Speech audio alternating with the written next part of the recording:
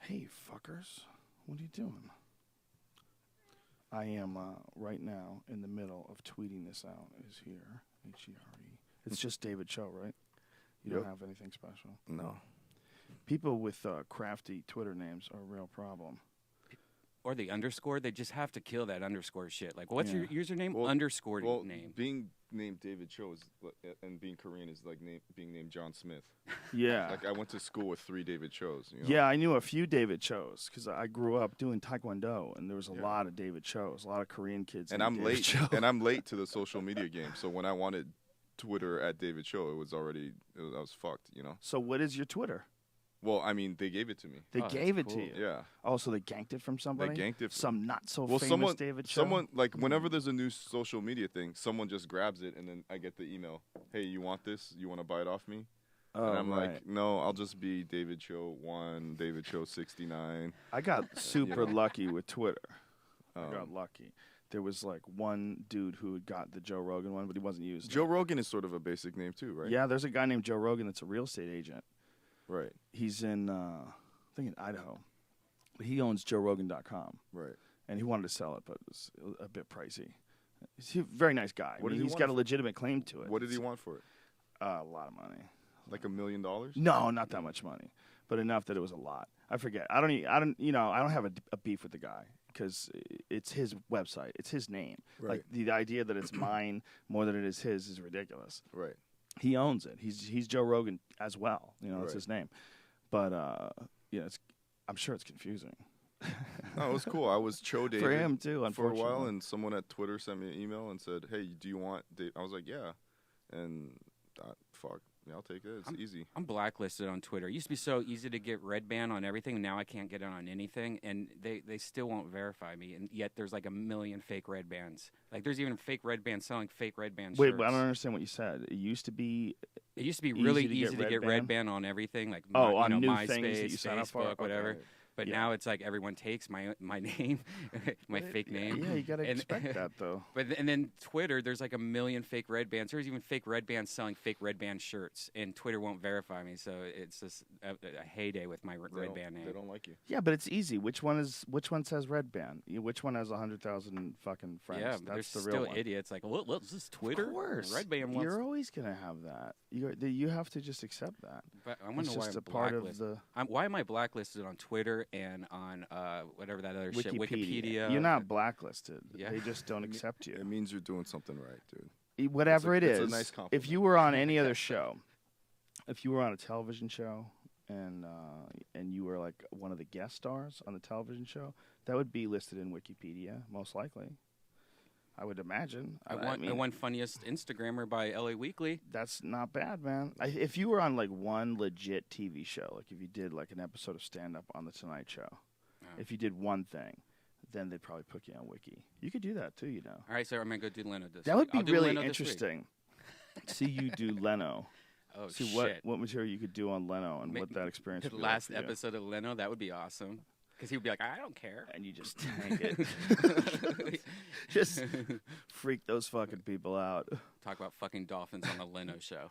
Yeah, don't do that, man. Anyway, this episode of the podcast is brought to you neither by the Jay Leno Show, nor by any of the other David Choes, or any of the other Joe Rogans. Much love to all of you people.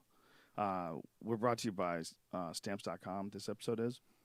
Stamps.com is an excellent resource for if you have your own business, managing it out of your home as far as like sending things out. If you're trying to sell things and sell them over the internet and send them yourself, most of the time what you have to do is you have to go to the post office, you have to wait in line, and it's really annoying. And they figured out a way to make that much easier. You can do it from your home. You do it from your computer. They give you a digital scale. They tell you how to do it. You print it up on your own printer. You print up your postage, and then the postman comes and takes it away, and you're done. You cut out so much of the bullshit of going there and waiting in line and dealing with someone who doesn't want to weigh your dumb shit. You can do it all yourself. You get a free digital scale that you should never use for illegal, non-government sanctioned drugs. If I say don't use it for that, but if you want to find out what does a beer weigh in the bottle, and you weigh it, that's legal. Beer's a legal drug. And so we support that at Stamps.com. But don't be weighing your mushrooms, you fucks. You weirdos. Yeah. Plus, you need fucks. something a little more accurate. You need something like really, really accurate for that. You don't want to be lying about mushrooms. That could be some awful karma. If you were selling mushrooms and you were underdosing people, whoo. I think about dosing my parents all the time. It's probably a good idea. Don't do it through stamps.com, though. Don't. Okay. There's a little old-timey microphone in the upper right-hand corner. If you click on it and use the code word JRE, you get a no-risk trial plus a $110 bonus offer, including a digital scale and up to $55 for free postage. And we have personal experience with this company because that's exactly how Brian sends out his T-shirts. The T-shirts from DeathSquad.tv, which are all Brian's original art. He sends those out through Stamps.com, does it all through his office. So it's super easy. If a knucklehead like Brian can do it, you can too. Right, Brian? Yes. All right. Code word is JRE for this special offer. We're also brought to you by Onnit.com. That's ONNIT. And I sound like a robot repeating myself over and over again for this. But there's no way around it. We have some new primal bells in. The primal bells are the kettlebells that were designed by an artist to look like gorillas and chimpanzees and now orangutans. And they're fucking badass. And they're fun to work out with because they're all like legit and balanced out. But they're fun because they look like something that might be fucking you up. Like it's terrifying. Steven Shubin Jr. is the dude who did the artwork on them. He did a badass job. And they're really well balanced too. That was like super important. Although they're these strange shapes, we had to make sure that we kept it balanced so that it doesn't change what a kettlebell workout should be. Even though it looks cool, it doesn't change it.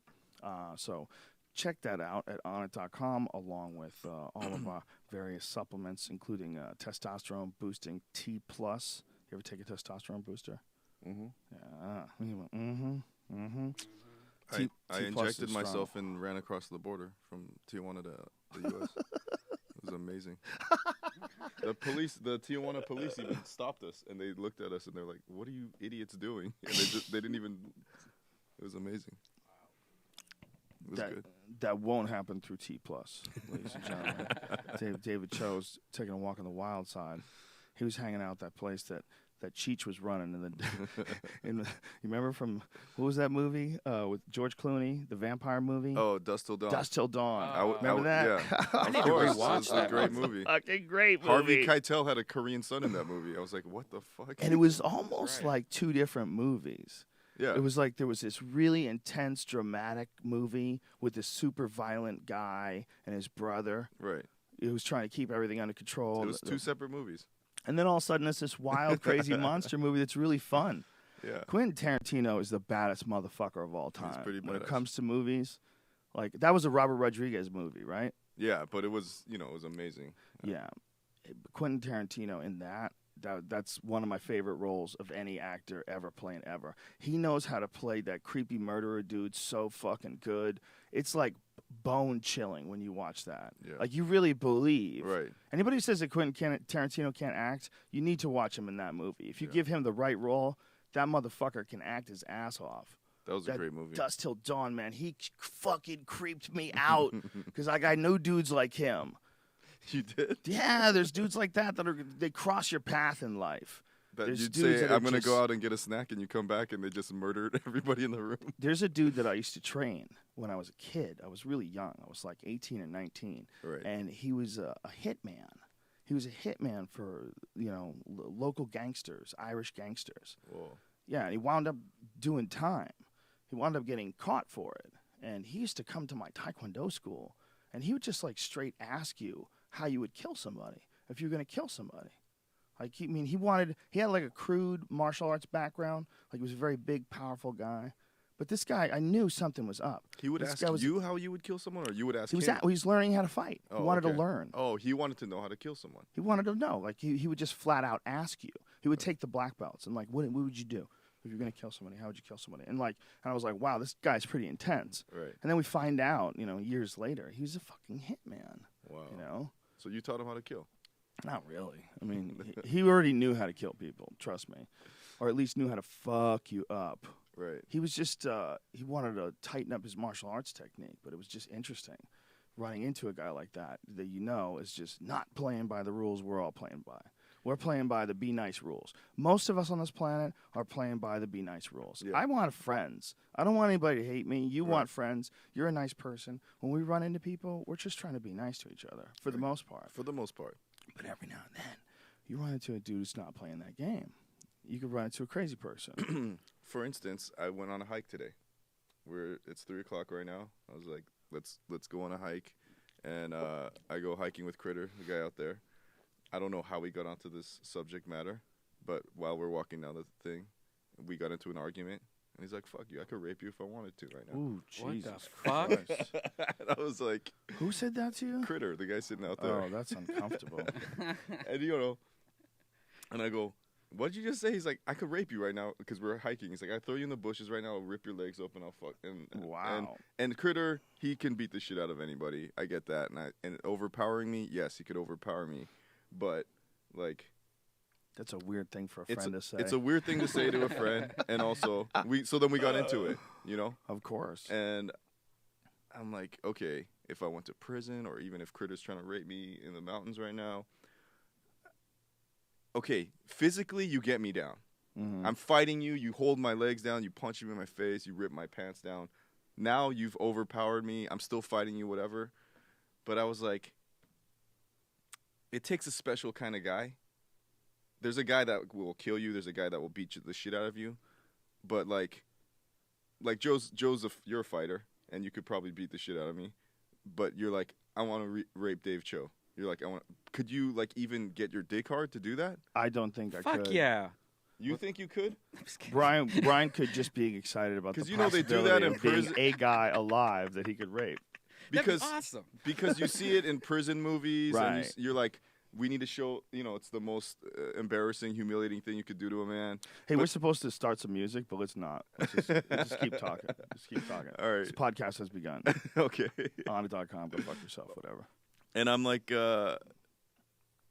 what, like, that takes this kind of guy that you're talking about, the hitman kind of guy. It takes a little bit more than that. It takes most likely someone who's probably been molested themselves. What are you going to, like, okay, so you're trying to ultimately beat me physically and then humiliate me, but then you still have to get your dick hard to get it into my butthole, Yeah, it's an odd thing to be proud of. I think if you're a man and you're doing that, there's a lot of those guys that have probably been molested. Right. They've probably been, they say that that's one of the big factors for child molesting is people who were molested themselves as a child.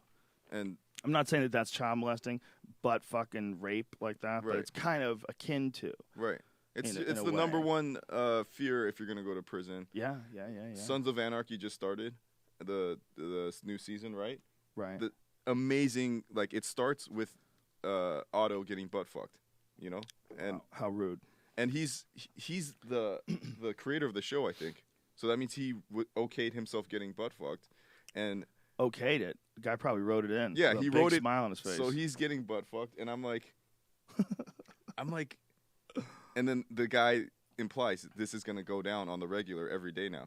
Oh, so God. If you know every morning you're gonna get butt fucked, at what point do you just give up, like even fighting it? You're just like, do you shit yourself every morning so that the guy has to stick his dick like through like? I bet he's not that shy. Yeah. I bet shit's not gonna scare him off. If I had to take a wild guess, right? The guy who's trying to fuck you in the butt every day. That guy's not like discerning. Right. Learn to like it. Day 2, day 3. Do you just? You could. That could be the non-passive Buddha approach. Learn to like and learn to be a good wife. Yeah. Maybe you actually grow to love each other. Try to make yourself. It's a terrible idea to be locked up in jail with a guy who's fucking you all the time. For sure, your mind would try to rationalize and find some way to escape it. But think about the performance anxiety of just being with a girl regularly. Right. You're like with her, and then you can't get it up, and you're like, oh my God, how embarrassing. Think about the performance anxiety of a male rapist who's like, I'm going to rape this guy. You beat him up, you get him down, you rip his pants down, and then you're like, sorry, give me a second. You're like, I got to get this. Well, it's a perfect example that of rape being not sex. Rape is violence. Right. A guy fucking and raping a guy, especially if he's not gay. It's a control and violence thing. You should get a known male rapist prison guy on the show and ask him what he thinks about to get hard. I don't think they could do it. They'd have to wear like a wrestling mask. You got two people now taking their minds to separate places. You got the guy getting raped trying to think of anything but getting raped, and you got the rapist trying to think of like something to get him hard to rape the guy. Yeah, it's an uncomfortable idea. But it's also an idea that we kind of understand. That's one of the more uncomfortable aspects of it. Right. We kind of understand that there are guys out there that would rape somebody. Right. They would do it. And you trained him to kill. I don't think that guy was he could have been a rapist, but he definitely at least tried to kill people, or was it I should say at the very least ready. Right. I met a couple guys like that. I met a couple guys along the way that were like really crazy. One of the guys that I used to do martial arts with, he went to jail and came back a completely different person. Right. It was weird, man. Right. He came out like a wild animal. I mean, he went in, he was a real tough kid, and he went in when he was like, I guess he was probably like 18 or something like that. We were around the same age. Right. And when he came out years later. Right. And he didn't want to tell everybody he was in jail, so he had this crazy story about being away and helping somebody out or something like that. And then eventually he just confessed. Right. But then getting to know him, like he was a totally different person. It's like all of a sudden I had to realize, like, that the last guy, he's not here anymore. This is some new dude. Now I got to talk to this new dude and figure out what the parameters of our friendship are, because he seems fucking crazy. Right. He's been fighting for his life in a cage for the last 4 years. I mean, the dude went away, and he told me about like fights where he tried to beat a guy to death with a mop handle. Some guys were coming at him with a shank. He came out an animal. Yeah, he came out an animal. It was for real wild animal fight to the death type shit on a regular basis. Wow. Yeah, well, he was in jail for drugs. Right. And so he was in like a serious jail. He was in jail, I think, either heroin or cocaine. I don't know what it was, but he was fucking nuts when he came out. I hate to say how much time I've actually thought about getting fucked in my ass, but because I've been to jail a few times. I've never done hard time, but I've been to jail a few times for a few months. Wow. And it's like you have to think about it going in. I guess especially you do, right? being an Asian. Right. You go in as a black guy, there's the blacks. You go in a Mexican, there's the Mexican gangs. You go in the whites, you join the Aryan, whatever. I have a friend that's Japanese, a little Japanese guy that went to jail. And then there's not enough Asians in jail where they just all have to, you have to be friends with the Chinese, the Japanese, the Thai, the Filipinos. Right. It's not like, because there's so few. And come on, let's face it, everyone likes Asian chicks. And so if... especially this pervert over here. Hey. So if everyone likes Asian chicks, then we're the Asian chicks. Male rapists want Asian dudes? Dude, if you're in jail and you're fucking white dudes and hairy afro buttholes and Mexicans and then like a hairless Asian dude you want them clean. That, you're like, I guess I kind of see your point. Depends on what you're into. Asians are small. We're smaller than, so if you're a rapist and... Look, this is the things I think about. And I get to jail, I'm an easy target, I'm not a fucking giant guy. Like, he's like, and he doesn't have that much hair. Like, I was in a... It's a weird thing to think about. Well, how often do you think about this? Well, I think about it when I go to court and they go, you're going to jail, How many times have you been in jail? I've been maybe 5 times, most of them, like, just a week or a day. And then the Japan thing where I was for 3 months. But never more than a few months, And... I never got raped. It's like it's almost a weird thing. Like I almost wanted it to happen so I could finally. You didn't try hard enough. Because you sit and because you remember the Edward Norton movie, 25th Hour, where he asked his best friend to beat the shit out of him. Yes. So he would look ugly going in, so he looked like a badass. So I never went that far, but it was oh my God, I forgot about that scene. What a crazy strategy. Yeah, but it's like it's okay. I get to prison, the first day. A white gang, Mexican gang, whatever is like, let's fucking show the new guy like how it's done here. I'm like, at that point, I'm like, I'm gonna be overpowered, whatever, this and that. In my mind, I made it up very early on. I was like, I'm not gonna get fucked in my ass. It's not gonna happen. If I go to jail, and like 5 guys hold me down and fuck my ass or whatever, then I'm gonna die the next day. I don't want to be the guy that gets. I'm gonna fucking kill the guy that did that to me, And if I die trying, then I'll just be dead. But I'm not gonna like, you know, if they make me suck their dick, I'll bite their dicks off. You know, I'm not. Wow. I'm not strong statement. You know, like I'm not gonna fucking be the guy that just gets butt fucked. You know. I know what you're saying. What if you like it though, man? That is the problem. Like, yeah, I think you're gonna like it. Fine. Well, you know, you have that bingo button in your prostate or whatever. Yeah. So allegedly. Allegedly. I never pushed that bitch. I don't want that jackpot. But on a regular, like, you know, you've trained martial arts, this and that, and I've heard like the Bruce Lee story stuff where he's a badass, so everyone always tries to fight him. Like on a regular week, how many times does someone try to fight you? No, or never. Never. People never try to fight me. I'm very nice. I know you're a nice. Somebody comes up to me. I know you're a nice guy, but does people ever go, "Hey, you think you know how to fight?" No. You know, I'm not like I'm not very impressed with myself. You know, I'm not like the type of person who brags about what I can and can't do. So it's not like I have to respond to things that I've said. Like I could kick this guy's ass or I'll fuck that guy up.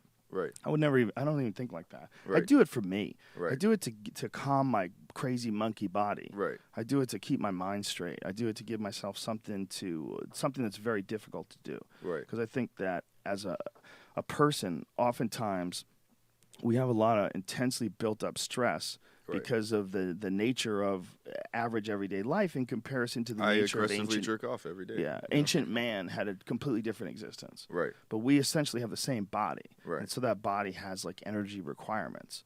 And I find that if I don't test myself in some extreme way on a regular basis, physically, that I can't stay calm. Well, I try to push like I've been painting my whole life. Right. You know? So I guess when anyone does anything their whole life, to other people, it makes it look easy. Right. So I'll paint and, you know, I'll just pick up and I paint quickly, so I don't really spend too much time on any one painting, you know. And that's because I've practiced, you know. What's your style, too? I mean, you have a very particular but, style. You know, people will see me paint and go, oh, I think I could do that. Thank you very much for the werewolf that you made me. That was cool as shit, dude. Well, I wish the framing was done. I'd have it hanging up while you're in here. But that was very cool. Well, that was cool to find out how much you liked comics and horror shit growing up. And that, you know, that stuff for me is fun to paint. It's the most, to me, it was so fun. Like the old creepy and eerie and all those. And dude, you bought me a whole book series, too. You're the nicest guy ever, man. Well, you bought me a whole book series of those comic book horror things.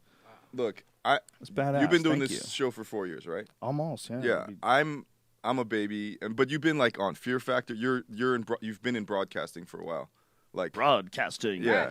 Well, you've been in front of a camera, TV, as an entertainer. Yeah, exactly. Yeah. I'm new to this shit. You know, and that's another thing for me to challenge. You know, like my podcast is barely a year old. When I did this show for Vice, the Thumbs Up, I was just fumbling through, like, making shit up. And no, the Vice things were cool, dude. The Vice things got people to know you. But I first heard about you. I'm sorry, go ahead. It's just a lot of stuttering, though. Right. And there's no. So what? It's a real person. There's no script. I'm just like, and so to have like you, Kevin Smith, Anthony Bourdain, Howard Stern, like all these guys, like let me be on their shows and interview them. Like, I get ridiculously sick before the show. Like I just get filled up with so much like nervous energy before this show. Like, well, I'm more calm now, but like the first time I was on your show, I puked like outside of Chili's or something right here. Or did you really? But I would have never believed that. You seem so calm and relaxed. Well, also I had a little food poisoning then too. But just in general, anytime like I have a lot of anxiety with being like in front of cameras or like anything like this. I like it because it makes me nervous. Right. In the same way, like I would like someone to at least attempt to try to butt fuck me in prison. It's like it's an insane amount of nervous energy where I get shaky and then I just puke it out and then I'm good. You know. Wow. Like, well, it's one of those things that I think once you start it, right, and then you just get comfortable. And so I'm appreciative to you and everyone who's like let me be on their show and talk. So it's like. I think it's a little bit of a lost art of writing a nice note or like, you know, it's like, that's very cool. Hey, bro, had a good time. Send a text message. It's like, okay, cool. But like, you know, someone does something nice for you. Like do something nice. Well, I really recognize the gesture, and I really appreciate it. It was very, very cool of you, and very generous. But I don't, and now I don't want people who've been on the show now to just start sending me shit like, "Oh, David Choe says you go." Well, that's the other thing. It's like I don't want to send people shit that like I hate. Like I have a hard time throwing stuff away, and people are like, "Hey, you're an artist.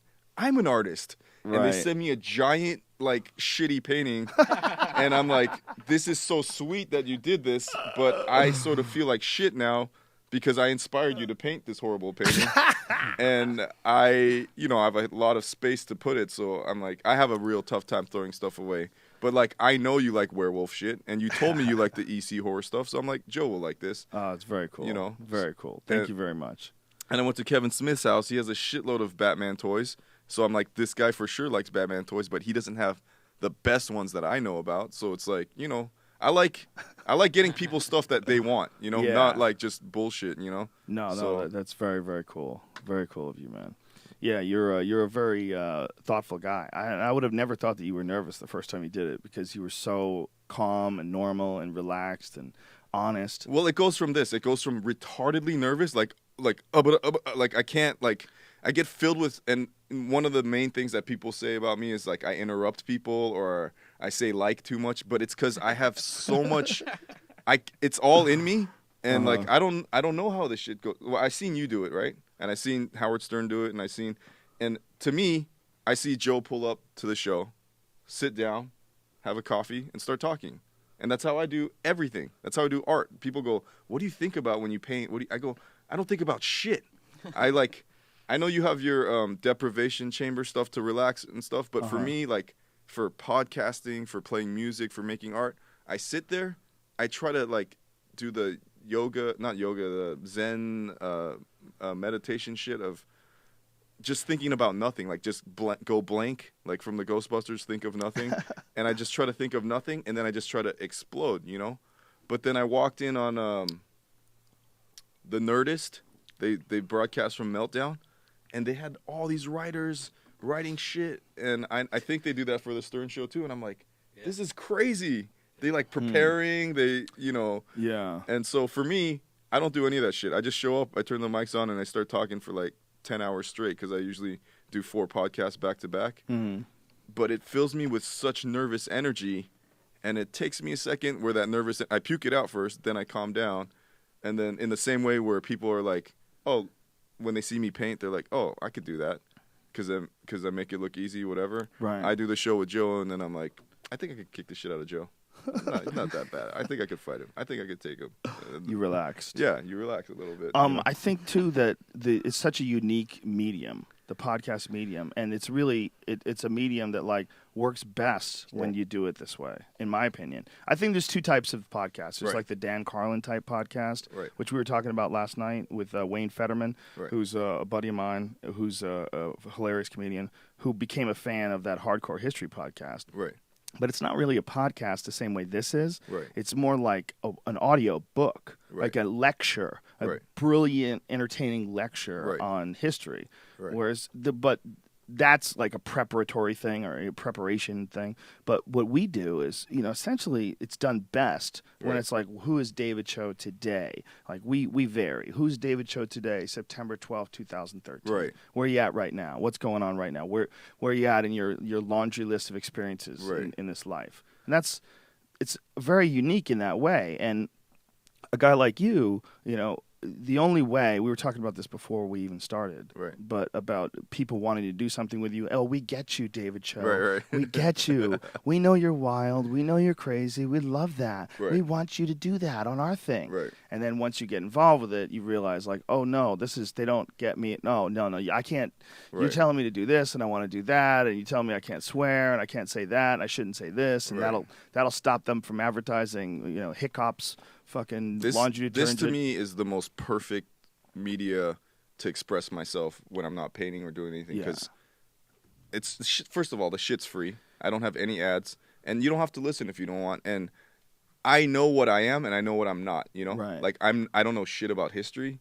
I don't remember dates. I'm not that smart where I'm gonna actually like inform you about anything. Like I just know that I have a feeling when I isolate myself, when I'm I'm a bit of a recluse and I don't go out, that the evil thoughts start coming in and I start feeling like a weird person. And I'm like, does anyone else feel like this, or is it just me? And a lot of times it is just me, but like, I get all anxiety. Yeah. And so then I go see a therapist and I'm like, I don't even know if this is for me. So for me, the podcast is me and my friends bullshitting. I talk about shit I know, fucking, art, hanging out, this and that. And then I could just verbal diarrhea all my problems out, and you could listen or you could not listen. But by me doing that, I'm exercising my demons, and you could relate or not relate and go, this guy's a weirdo or not. And I can only talk about what I know. And I'll give you an example. I just, for the first time in 4 years, had my first art show. I haven't painted.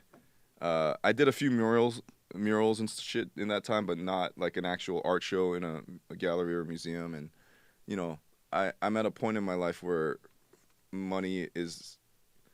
I don't need to play the money game, which is a very rare thing to say. Like, I don't have to make money doing anything. I don't have to make money off my podcast. I don't have to have an art show and sell it out. Like, so if I'm not playing the same game of most humanity, most people will never get a chance to say that, right? Like, I don't have to worry about money. My kids don't have to worry about money. Their children don't have to worry about money. So I'm starting to do some more charitable stuff to help people. And as far as art goes, I didn't become an artist so that only rich people can afford my art. So I'm trying to do shit that's free at museums, more murals, whatever. So I did my art show in Mexico, but immediately after the art show, and actually it's still up if anyone's in Mexico City and wants to see it. It's at the Museum del Chopo, and it's called Snowman Monkey Barbecue.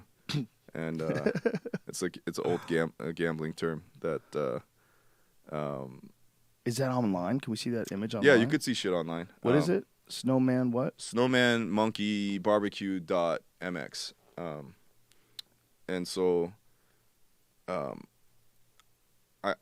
like, that was crazy because I had 2.5 weeks to put that show together, and I did murals and watercolors and sculptures and all that shit. So wow, what's going on back there? Oh yeah, I just made shit out of piñata material. Oh my god, that fucking thing is huge. Badass. How big is that, man? I don't know. It's like 3 stories high and. Holy shit! So, that's insane. That's a real work of art. But it's like I haven't painted in 4 years. I'm fumbling around. I'm doing bullshit, and then someone's like, "Here's a space at a museum. You got 2.5 weeks. Go." Just puking it all out, Brian, go back to that one large image of it, if you would.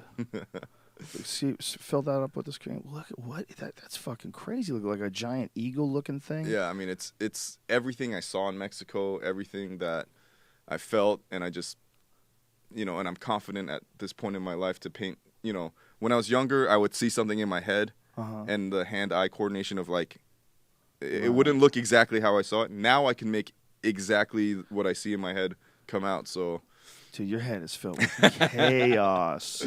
You make me nervous just being across the table from you.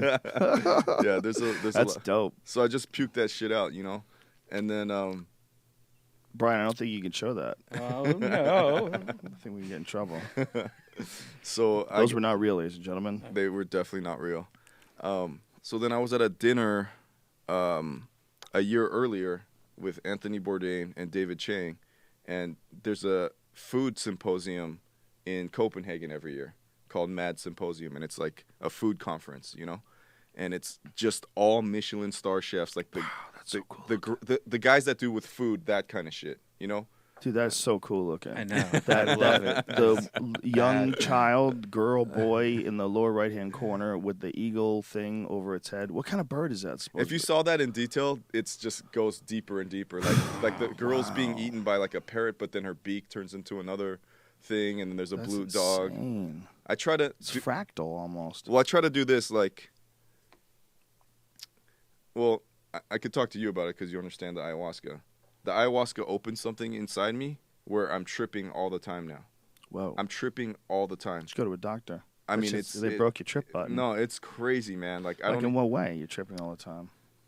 like it's happening. You know, like you do mushrooms or you do ayahuasca and then you start seeing shit. Yeah. It's just happening all the time now. So you see it all the time. It's all the fucking time. Like you'll just be sitting down one day. I'm seeing it right now. What are you seeing? Even like there's like a train track right here, and then there's like weird colors coming down this way.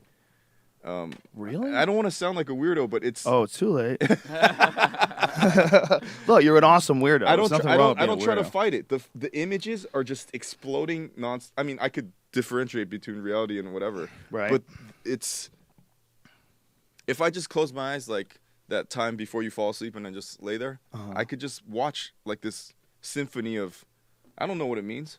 I don't try to make sense of it, but it's happening. So it happens on a super regular basis. All the time. And it only happened once you had your initial ayahuasca experience. I did, yeah. In 1 year, I did mushrooms a few times, and I did ayahuasca 3 times back to back. And since then, it opened something inside me.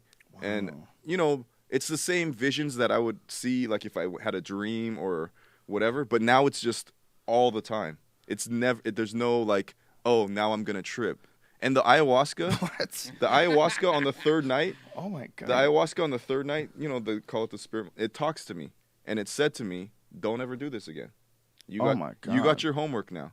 You know what you need to do." Wow. And I wrote everything down. It said, "You need to do this, this, and this," and it gave me instructions of all the shit I need to do for the rest of my life. Like I couldn't do in 8 lifetimes, you know, 20 lifetimes.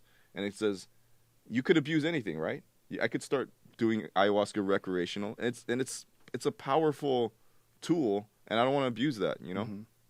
So I'm like, why would I need to do something? I mean, I think I could still function as a human, but it's all the time. It's open now. Wow. And it's cool.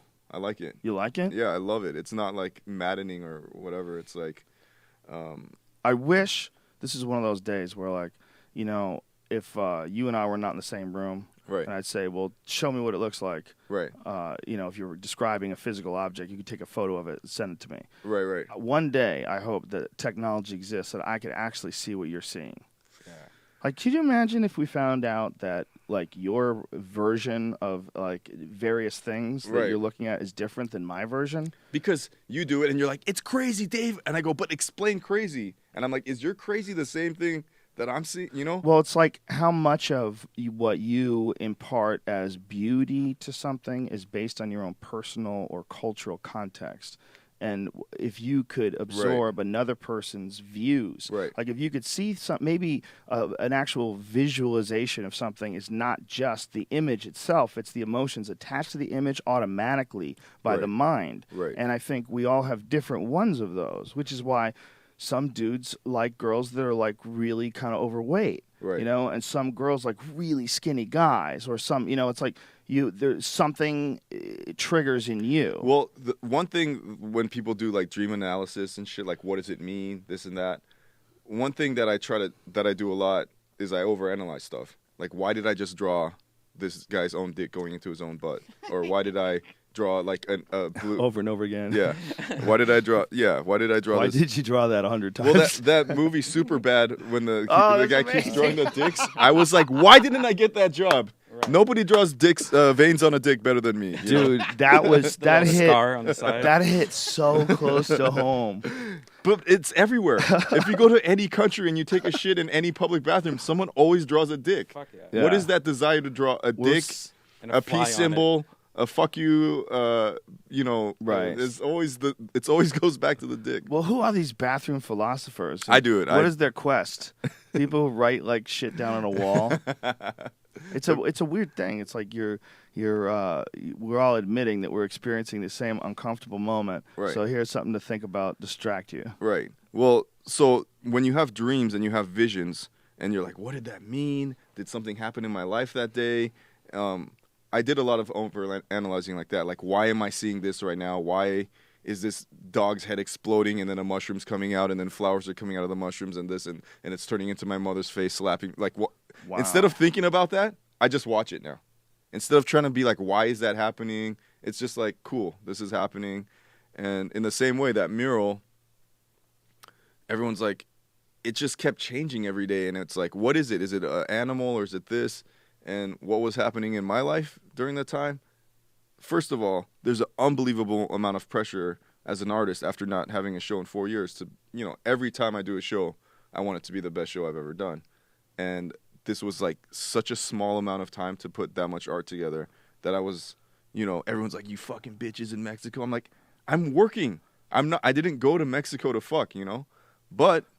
You have a very strange way of saying fuck. How do I say it? It's very bold. Oh, really? It's like it's got bravado to it, like you're wearing a cape. I didn't go to Mexico to fuck. No, it's like you have a confident way of saying fuck. Well, what do I like to do? Fuck. You ever just like it's like you're almost defiant in your tone. So I got to tell you what happened. I because I'm gonna go off subject just for a second because no way. Every time. Not on this show. Every time I think, wow, I've experienced a new sexual thing that I've never, like, this is insane. Like, how many are left? When a girl shoots an ice cube up my butthole, or dude, or like, or like when I'm laying down and then like 5 women are just giving me a massage just using their tongues. I'm like, 5. It's not gonna get better than this, Wow. Like this is like you're living like a baller. Damn, I didn't know it went over two-handed. I thought it just stopped there. You got 5-handed? And then so I meet a guy yesterday, and he's like, "Oh yeah, we did some red rope shit and this and that." And I'm like, "Red rope shit?" I'm like, I don't know what that is. He's like, "You don't know what a red rope service is?" And I go, "No, but please tell me. Like, what the fuck are you talking about right now?" And my name is Marty, and I'm the inventor of the red rope service. So I'm like sitting there. Okay, so you're laying on it's a massage parlor. You go. It's a service. It's not a name of a place. Oh, it's like a code word. You go. Can I get the red rope? Okay. So you're getting a massage, and I think it's only in Asia, and you're laying on your back, and then you go, you get to the happy ending point where she gets your dick hard and everything, and you're like, I would like the red rope. At this point, she ties a rope, and here's the crazy part: it doesn't have to be red. It's just a rope, and they tie it to the bars above the massage table, and they hook their feet on it so they're upside down, and so they start spinning around. And then they put their mouth on your hard dick, and then they let go, and they helicopter their mouth around your dick all the way. And I've never done it before, but the guy says it feels like your dick's gonna, like you've never felt anything like that before in your life, and it feels like your dick is just gonna explode with, like a neutron bomb and explosion, and then it's done. And it stops, and then it spins the other way around. Dude, listen, leave it to the crafty Asians. Always figuring out something like that. It's unbelievable because That's amazing. They really like take sex to another level. Like they try to figure out the most pleasurable things to do to you, and then they do them. Well, they wrote books about it. I mean, the what is that book? The what's the famous tantric book? Yeah. What the fuck is that book? Fuman. What is that? Tantra love book. Well, here's the thing about the red rope or any of that shit. But what the fuck? I know what you're saying. I know what you're talking about because what is that book? I do that tantric shit. God damn it! What's the name of the book though? There's a famous name that if you find it over people's house, like, oh, they're a freak. No. Yeah. You know what I'm talking about? I know what you're talking. I do. Oh my gosh, I am a student of tantra. Have you ever had a soapy where you're on a raft and they put like soap all over you and then they just rub your body up and down? Brian, I've done it all. The red rope. Well, here's the thing. Here's all the shit that we're talking about, right? The soapy raft, the red rope, whatever. Kama Sutra. The Kama Sutra. I mean, duh. Here's the thing about all these weird sex things, especially like at a massage parlor where they do those things. You're like, how does one girl do the red rope? She had to learn it from. They have to teach. Right. Someone who does a happy ending, like amazingly. Right. The quality of service has to maintain. Like how can one girl give the best hand job? She had to learn it. So that's another thing I think about. Who's teaching them? Yeah. Who's teaching them? It's a family Is thing. it a class? It's got to be. Who's the guinea pig? The guy who owns the building. Who's the guinea pig? The guy who owns the building. Yeah. Fucking big mayonnaise jar full of Viagra. Exactly. So I don't know if you know this, Joe, but I like to gamble. I know. I haven't gamble. gambled in almost a year and 8 months now. No one's counting. But I used to gamble in Macau, and Macau is like Vegas times 10. It's right? Vegas times 1,000. 1,000. They do shit in Macau that shits on like one good casino in Macau makes more money than all of Las Vegas. What? Like their Venetian out there is 2 football fields wide. Oh like my it's God. crazy. Oh my God. And they have chips like you go to Vegas and you see black chips and green chips, whatever. They have like square chips the size of this, and you're like, how what's that? And they're like, that's $1 million. And, $1 million. Wow. China, if you ever thought China is going to run the world, yes, the answer to that is yes. They don't give a shit. They have money there that it's like you wouldn't even fucking understand. Is that a good thing or a bad thing if China runs the world? I mean, you say China and everybody goes communism, Tiananmen Square. Those are the two things that come up. Communism, Tiananmen Square. And then you say America, and what do they say? Hiroshima, Nagasaki, Kent State. Right. You know? Well, it all depends on whether you like Chinese food or not. Like if you like MSG. Then it's good? I don't know. Chinese people running shit, who knows? I do know that if you, to the 3 listeners out there that are into Asian guys, if you like Asian dudes, if you like, the hairless body and all that shit, date a Chinese guy from China. Because there's so many of them. Because you don't want to date a Korean because they're fucking assholes. They're stubborn, insecure, judgmental assholes. You don't want to date like a weird Japanese guy. Chinese like to fuck. They like to fuck a lot. Whoa. That's are strong why. words. That's why there's billions of them. There's more of Chinese than anywhere. There's more Chinese people. Got a good point there. Right? What is that point? They don't like to pull out. Mm-hmm. They like to come inside, and they like to have babies. Whoa. So much that there's billions of them, overpopulation. What does the Chinese government do? You can only have one child now. Mm-hmm. You can only have one. If you can only have one, what do you want? A boy. What do the Chinese people do now? For years now, you can only have one kid, or else you have to pay crazy taxes. So if you're Chinese and you have brothers and sisters, that means your parents are probably rich. So you abort till you have a son. So what does that do to the population now? There's way more boys than there's women. What does that do? Now like in the same way they used to do the Russian mail order bride, now they do that for China with Vietnamese and Filipino. There's not enough women, so that they need to do Filipino mail order bride, Thai mail order bride. Wow. And what does that do? I don't know statistics, but I think it's something like 10 for every 10 guys there's one girl. So what does that do to the entire country? It creates homosexuality, higher numbers, and if you're a dude and you're lucky enough to get a girlfriend, you're gonna treat her amazing. You're gonna treat her like a fucking princess. So, ladies, if you like Asian dudes, get a Chinese guy. Well, it seems like a recipe for fucking chaos because it doesn't seem like if you live like that and you only have one child and the majority of them are men, first of all, it doesn't feel like that's sustainable, but it feels like people are going to be so unhappy. Well, people are going to be so crazy. Well, one answer is to get this book called the Kama Sutra and learn some tantric shit so you don't fucking come inside and have so many goddamn babies, That's not going to help at this point. At this point, it seems like when you have that situation already in place where you're only allowed to have one kid, so you have this excess of males and it's completely imbalanced setup. Whenever you have imbalance like that, it creates unrest. It's bad. What they could be doing is just setting up their entire country to change the tone of the country. Right. Well, here's the thing that I know. I know when shit is fucking crazy because the art gets really good. The art in China is better than the art in the rest of the world because they have been tormented, because they have been living under communism. Wow. Like, Brian only fucks porn stars, and he thinks it's going to be a step up for him to start dating artists. That is like 10 steps down. Wait till you hear his comedy after he starts dating an artist. It'll be the best comedy he's ever done in his life. Why? Because they're crazy? They're horrible, especially Horrible ones people. that paint a lot of self-portraits of themselves. Ooh. I mean, come on, give me a fucking break. Hey, let's not get specific here. Let's not get specific. But you know what I'm saying? Like, yes, I know exactly what you're saying. So, so I'm in China and I'm gambling, and I get stressed out, and they go, "Do you want to go get a massage?" And I told the guy, he goes, massage or a massage? And I go, no, like seriously, like a regular massage. I want to calm down. So he gives me the number for this place in like old Macau, and I go in, and it's amazing. It's like giant, huge sofas where you could kick back, and the guy runs and goes, "Do you want a sandwich and some ramen or whatever?" I'm like, "Yeah, give me some noodle soup, give me a ramen." Then a dude rolls up and he's like, "You got some like hard skin on the bottom of your feet. You want me to shave that off?" I'm like, Yeah, fuck yeah, you know. Wait a minute.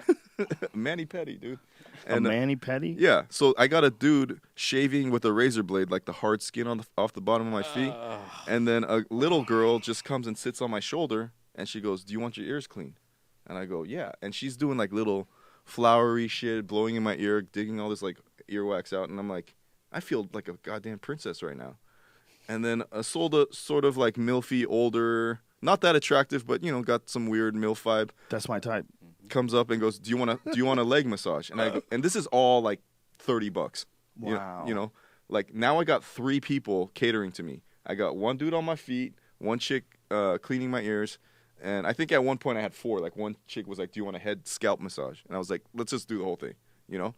So you're just sitting there like a goddamn king, and then the lady that's giving me my thigh massage, she's like sitting on a little stoop between me, rubbing my legs, rubbing my calves. And then once in a while, she goes from one leg, and then she goes to the other leg. And one time when she went to the other leg, her hands scraped the bottom of my balls. I was like, "Oh, whoops, sorry. Like, was that an accident?" And then... Did you ask? Well, I was like, "Oh, that's sort of cool," you know? Did you say something? I didn't say anything. Okay, I was getting my ears, whatever. Right. A lot was going on. But then she goes to the other leg, and this time she grabs my balls. I go, "That's not an accident." So I'm like... Monkey grabs the peach. Right. And I'm sitting there, and she starts... that image. Monkey grabs the peach. And so now she's giving me a HJ, but not like an aggressive HJ. It's like she's just playing with my balls. You get so many hand jobs. You've broken it down to 2 letters. It's just the old HJ. Well, there's the dry HJ. There's a wet HJ. Rub Maps terminology right there. Do you have the monkey steals the peach? Dun, dun, dun. But she's just giving me like just like a boring. Right. Just she's not trying to get me off. She's just massaging. She's just being nice to you. But then I start getting hard, and I'm laying on a sofa thing like this right next to my friend. Right. Like our feet are touching. Oh, that's kind of gay. So I'm like, it's kind of gay. You're like, "Dude, push off me. I'm getting hard. So I want to feel the firm bottoms of your feet. But there's I want to toe shake with you." But there's a blanket over my dick. So I start getting hard, and she starts hitting it on her hand and showing my friend. She's like, "Look, your friend very hard." And I'm like, "Don't do that. Don't do that." And I'm like, this is weird. I'm getting a sexual act while other people are like manicuring me, you know? That's so crazy. And then it's 15 minutes, and she stops and she goes, "Do you want it to go on or whatever?" And I'm like, "Let's stop for right now. Let me just try to figure out what just happened right now." You sound like a business manager. Let's stop for right now. Let's stop right now. And we're going to get the team together and assess where we go from here. So they all stop, they go away, and I go, "Bro, that girl was like, said, 'Do you want a thigh massage?' And she was massaging my balls." And he's like, "That was awesome."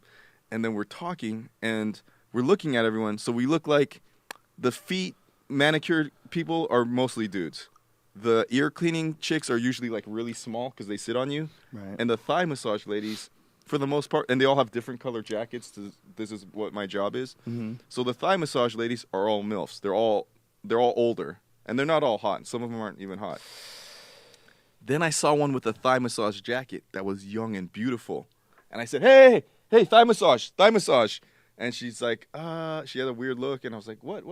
And then the old one that just gave me one comes and goes, "You don't want her." And I was like, no, I do. And she goes, "First day, doesn't know what she's doing." Like, and you're like, perfect. Perfect, I want her. And she goes, no. And she goes, "You don't want her. Like, I'll do it again. I know what I'm doing." And I go, no, I want her. And she's like, and they start speaking in Chinese, and they go, like, okay. And then all this shit I'm talking about, the dreams came true. They tell me to get up. I go into a side room, and she trains her on me. I'm the guinea pig. They never even look at me. She's the young one's like this. She starts getting. He's like, no, and she starts yelling like this. And they're having a fight, arguing over my dick, practicing giving me a hand job. And I'm like, this is the best day of my life. Wow. I'm the guinea pig of the girl that gets trained on how to give a thigh massage. And you're in Macau. And I'm in Macau. You must have felt like you were in an Indiana Jones movie. Yeah. I always feel like I'm in an Indiana Jones movie, but I'm always short round, you know? I feel like we're stepping on fortune cookie. That sounds incredible. That sounds like the craziest, freakiest experience ever. It was amazing, and it was nothing close to sexual for them. I was just a fucking piece of meat, you know? Yeah. She was like this? No, like this. And I was like, so amazing. I was like, I want this to go on forever. And you know, that's amazing. So things like this happen, and then I have you say I say fuck. I talk about this shit, you know, and it's like it's sort of like suicide to just keep openly talk about. But the freaky chicks that listen to me, they hear me say a story like this, and then they're like, oh, I'll do some shit to him that he's never. So why would you say it's suicide to talk about things like this? There was a girl that I really liked a long time ago when I did a different podcast called Kareen's Gone Bad, and I was considering. I've been single for 8 years now, and I was considering dating her, settling down. And she goes, first thing was, no more podcasts. Like I can't be like with a dude that's talking about people practicing hand jobs on his dick, you know, which makes sense. You know, you don't want to be with. Right. I wouldn't want to be with someone like that, you know. So. It's so, you know, when I put all my shit out there, I have my own podcast, DVD ASA, where besides, you know, Asa's a porn star, but everyone else on the show, they don't want to share that shit, and that makes sense, you know. They're not, you know. Yeah, but she knows who you are, you know. Right. I mean, you are who you are. You're a very interesting guy.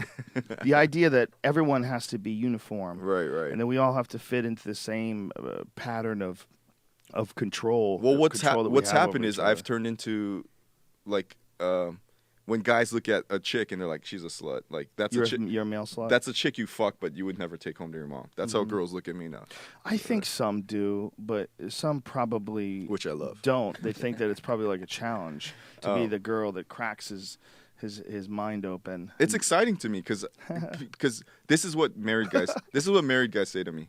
Don't you get sick of it, Dave? No, you know why they say that? Don't you get sick of it? They want you to join their misery. Well, I get it because I know like some famous people that do fuck a lot, and they say the shit like you're getting dangerously close to start sucking dick. You know, once you start. What?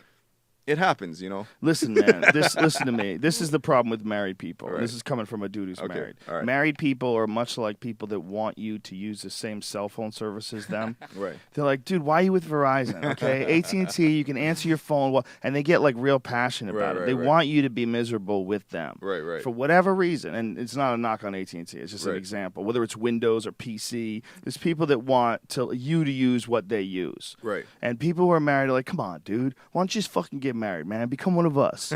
They just want you to. They have accepted this new stage of existence, and they want, for whatever reason, everybody else to be exactly like them, or it becomes uncomfortable. Because I do the same thing. I go, why don't you just get divorced and come fuck all these girls with me? Take my sloppy seconds, you know. I got hit with a pussy bomb. Take some shrapnel, you know. Take my sloppy seconds. What a great sales! And you know what? I don't Dave. give a shit, dude. I'm in. You go first. I'll take sloppy this is a seconds. Mess. I don't. This podcast is an MESS.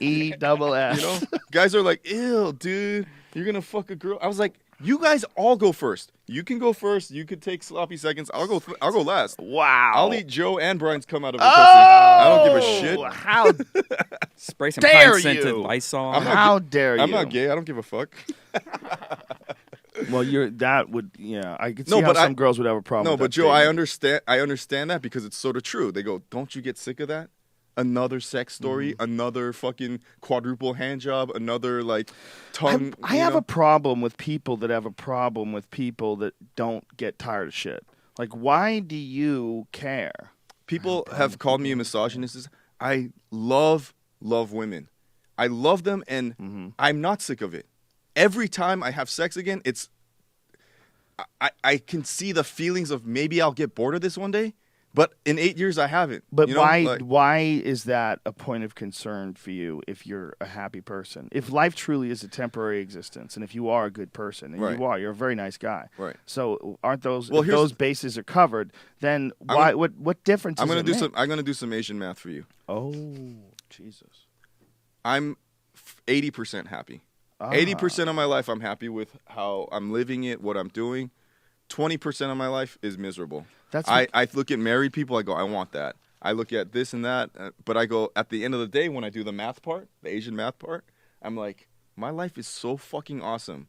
Whatever that next 20% to fill up that, to make it a 100%, whatever, has to be so fucking amazing that I'm going to fucking risk what I have right now.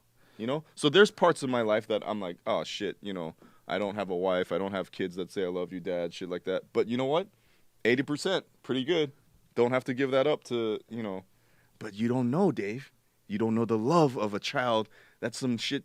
I know, but you also don't know the love of two fucking women fighting over your dick that don't speak English. So. This is what I think. Right. Either or. Right. It doesn't matter. And the real problem is people want it to be the way they're living. And you know what? Who gives a shit? I don't say never. Exactly. When someone goes, "Hey, Dave, are you gay?" I go, "Not yet. I don't know. I might be one day." So I might be married one day. Right. People go, "Are you gonna get married?" And I used to say, "No, I'm never getting married, but I might one day." I don't know if I'm not or. Dude, there's nothing wrong with anything you're saying. But here's the thing that I do see with guys that fuck a lot, is they get into the, this, that, the group sex, the anal, threesomes. Then it goes to trannies, she-males. What? Sorry. Yeah, point. I For take real? Trannies is derogatory. It is now, right? Or TS. Transgender? Dude, I got attacked by the transgenders. Yes, me too. Tranny is like saying nigger or Jap or you say TS or trans or transsexual. Like, when midgets get mad for it's little people or what's FS with a TS. I don't know. So, but you keep it's when you catch Hugh Grant or Eddie Murphy and they're with like a weird look. It's because they've already fucked Elizabeth Hurley. They've already fucked the hottest supermodels, and then they want something else. Mm-hmm. So I understand that too. And people are like, Dave, the path you're on, you're gonna start letting guys suck your dick just for fun, just to feel the stubble on your balls. You're getting there, and I'm like, it's possible, right? it is possible. Anything's possible, man. I see fucking blue snakes in this room right now. As your friend, I would say it's possible, and I would say don't worry, because it's not the worst thing that can happen to you. Right. There's a lot worse shit. But I'm gonna bring all this shit back to Mexico. So this is what's going on in my life, and people tell me shit about the red rope. But I get to Mexico. I'm not there to fuck. I'm there to paint. But the thing about love, the funny thing, the thing about love, you never know when it's gonna hit, right? You should be. I could see you entering through bead doors. Remember those bead doors Yeah. that they used to have when you would buy porn when you were a kid? Yeah. Right.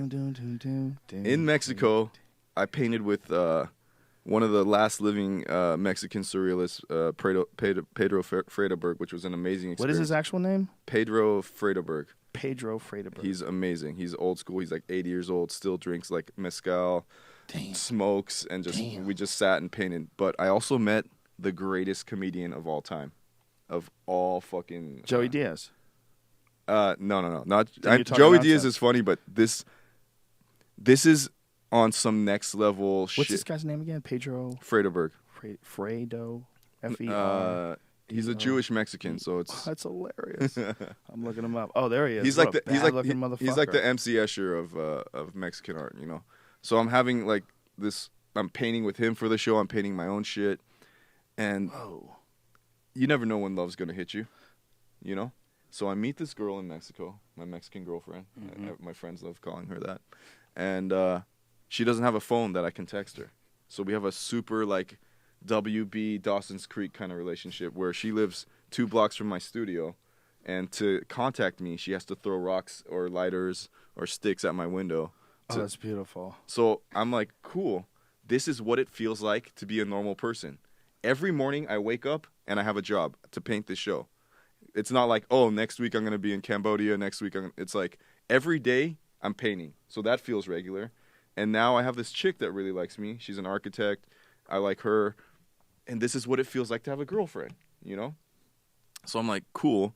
And she's super busy, so she doesn't have that much time for me anyways. And we didn't have sex right away. I really liked her. And she did this weird move that we talk about on our show all the time, which is black people, when they have sex with Asa, they never take their shoes off or their socks off. They need traction. It's a weird thing. Like she says they'll even take their pants off and their shoes to take the pants off and then put the shoes back on. They want to be able to fuck with like a lot of force behind it. And she was the same way. She's like, I won't take my socks off. The first time we did it, the lights were off. She's like, I'm not taking my socks off. I'm like, oh, like black guys. And she goes, no, like Woody Allen. And I go, oh, I don't, stop saying that. So I'm fucking her, and the whole time she's like Woody Allen, like Woody Allen. I'm like, stop saying Woody Allen. Wow. And so I really like this girl. I'm starting to this is a joke that I've killed, but I keep saying it's the worst STD you could possibly catch, feelings. So I like her. Dare you? And it's going good. And all of a sudden, the show became a relationship advice with David Choe. And one night, because she loves drinking, she's a hard drinking Mexican. Sloppy. We're having sloppy sex, and she goes, "You like my little piece?" And I go, what? And she goes, "I have a little piece." I go, and her English isn't perfect, so I go, "I don't know what you're saying right now." And she goes, "It's really shy, and it doesn't come out all the time." And I go, "What?" And she goes, like a little penis. And I go, and the thing is, every night, every day that I painted in Mexico, my hands are caked in paint. Right. And I would come home and I'd scrub them so she would let me finger her, And girls, Joe, you know how many urinary tract... This podcast is the greatest thing that's ever happened in my life. Me too. Joe, agree. you know how many urinary tract infections these hands have given? I know now. Wow. I cut my nails. I scrub them. I get all... Even with the scrubbing, I get some paint on still. But... if I'm painting a giant mural like that, I'm going for it. My hands are covered in paint. And then the chemicals you use to take the paint off as well, right? Doesn't that linger in the skin? Exactly. So I go home drunk. and I spend like hours cleaning my hands because I want to finger. Could you get a chick drunk with turpentine? I'm sure you can. It seems like that would absorb in her the skin. Yeah. Yeah, Just somehow or another. That guy's That doesn't weird. clean That it. guy's a weird That's guy. so stupid. Don't say shit like that, dude. If you just stopped and thought about half the shit you said, just cut out half of them, you'd be amazing. You'd be like the greatest podcast sidekick of all time. So right now, you're number 2. What do you get I don't know from who number 1 is? What do you do from that, Joe? You started having sex with a girl you really like. She doesn't speak perfect English. Man, I don't know. And she tells you in the middle of the night she has an extra piece that only comes out sometimes.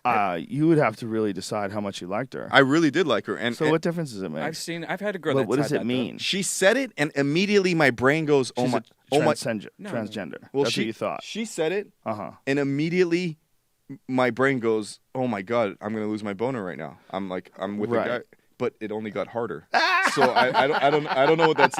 And so it means you're a savage. Well, you're enjoying the real primalness. I try to laugh it off. Rawness of the experience. I was like, "What are you talking about?" Like I try to like. And then you came like a fucking rhino. And as soon as she says it, I go for the fingers. Right. I'm searching, and she goes, "It's shy. It doesn't come out all the time." I go. Maybe it's my brain is thinking. As soon as she walks out that door, I'm gonna Google hermaphrodite. Right. I'm gonna. Is that even how it works? That a penis is inside the vagina? My dick is inside her vagina. She has a dick in there. Our dicks are rubbing right now. Her little dick is going into my dick. Well, it's not. Most likely, it's an enlarged clitoris, right? No. Her clit was fine. I looked at the clit. She said it was inside. And it doesn't come out all the time. Wait a minute. And she seemed. Is this a real thing? Or did you look this up in medical journals? I looked it up. I couldn't find a picture of that, but I don't. I've been with a girl that's like that. Hermaphrodite. So this is a hermaphrodite. Hey Joe, I've been with a girl that's like that. What it is, it's like this, like right on the top of the penis. There's some girls have this little thing that comes out, and it looks like a little baby kid's finger. I've seen that's a clitoris. That's just an enlarged. No, Joe, clitoris. I've seen women who have enlarged clitoris, and where it comes out. Yeah, and it looks. It looks like a little penis, but this is not that. Oh, wow. She had a normal clitoris, and I'm searching. I don't. And here's the thing. It's a weird thing to say to someone during sex. Right. It's a weird thing. That's how you're gonna bring it up. You're gonna bring it up. Bring it up now. Say, listen, exactly, bitch. Don't pretend you ain't enjoying this sweet boy pussy. But let's be honest. And this is a lot of things. It's a weird thing to say. This is many things. Yeah. I mean, she's... You enjoying the shit out of it, bitch. She's constantly fucking herself. And she's like, oh, your dick got harder. Yeah, I guess, right? Yeah. I'm going to look for images, human hermaphrodite. Okay, Did you find it? Did you taste it? Whoa, it's very odd. Wow. I don't want to see what you're looking at right now. Ooh, it's not what I thought it is. That's fascinating. And because I overanalyze everything, I start thinking, am I gay now? And there's a little... liberating feeling. I'm like, yes, finally, I'm gay.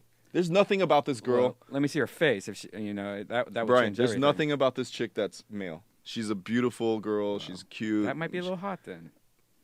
I'm like, I found the perfect woman. It's a girl with the tentacle. Well, I hang out with my guy friends all day, and I go on bro dates, and I'm like, man, I wish you had a pussy. Wow, that is just so weird to say. Well, I don't know if I would keep eating. If we're on a lunch date, and you're like, I might need my I need my energy to fight this dude off. I don't know what the fuck's going down next. Joe, you don't have guy friends? Let's go. I could rape you if I wanted. No, Greg Fitzsimmons has a very funny joke about if he was trapped on a deserted island and he get to pick his wife or one of his friends. Right. He would go, I would take a guy. He has this great joke. It's fucking funny. And he's like, because we would just laugh. We'd go in the woods and jerk off, and then we'd just be hanging out with each other. He goes, if it was my wife, it would be like, ba, ba, ba, ba, ba, ba, ba, ba. I'm not doing that bit justice, by the way, Greg. Sorry, I'm paraphrasing. Pick a guy and you have to be bigger than him in case that day comes when you want to rape your friend. Also, why would you rape your friend? If you're really friends, you'd jerk each other off. That's true. No, just trapped on an island together, I'd jerk you off. Is it gay butthole to butthole, just touching buttholes? It's not as gay, but it's all gay. You're naked. You're trying to come. It's gay. You should just if you were like at that point where you're like rubbing buttholes and you're telling a chick like, look, baby. I mean, we were on that island for 10 years. Right. The worst I did is rub buttholes with gay them. For the stick. She'd be like, why don't you just suck each other off? Who cares? He pooped into my butt on an island. He pooped into my butt. I pooped into his butt. Forever. If you were, I mean, it's not just whether or not how long would you hold out in prison. You know, it's would you want to hold out?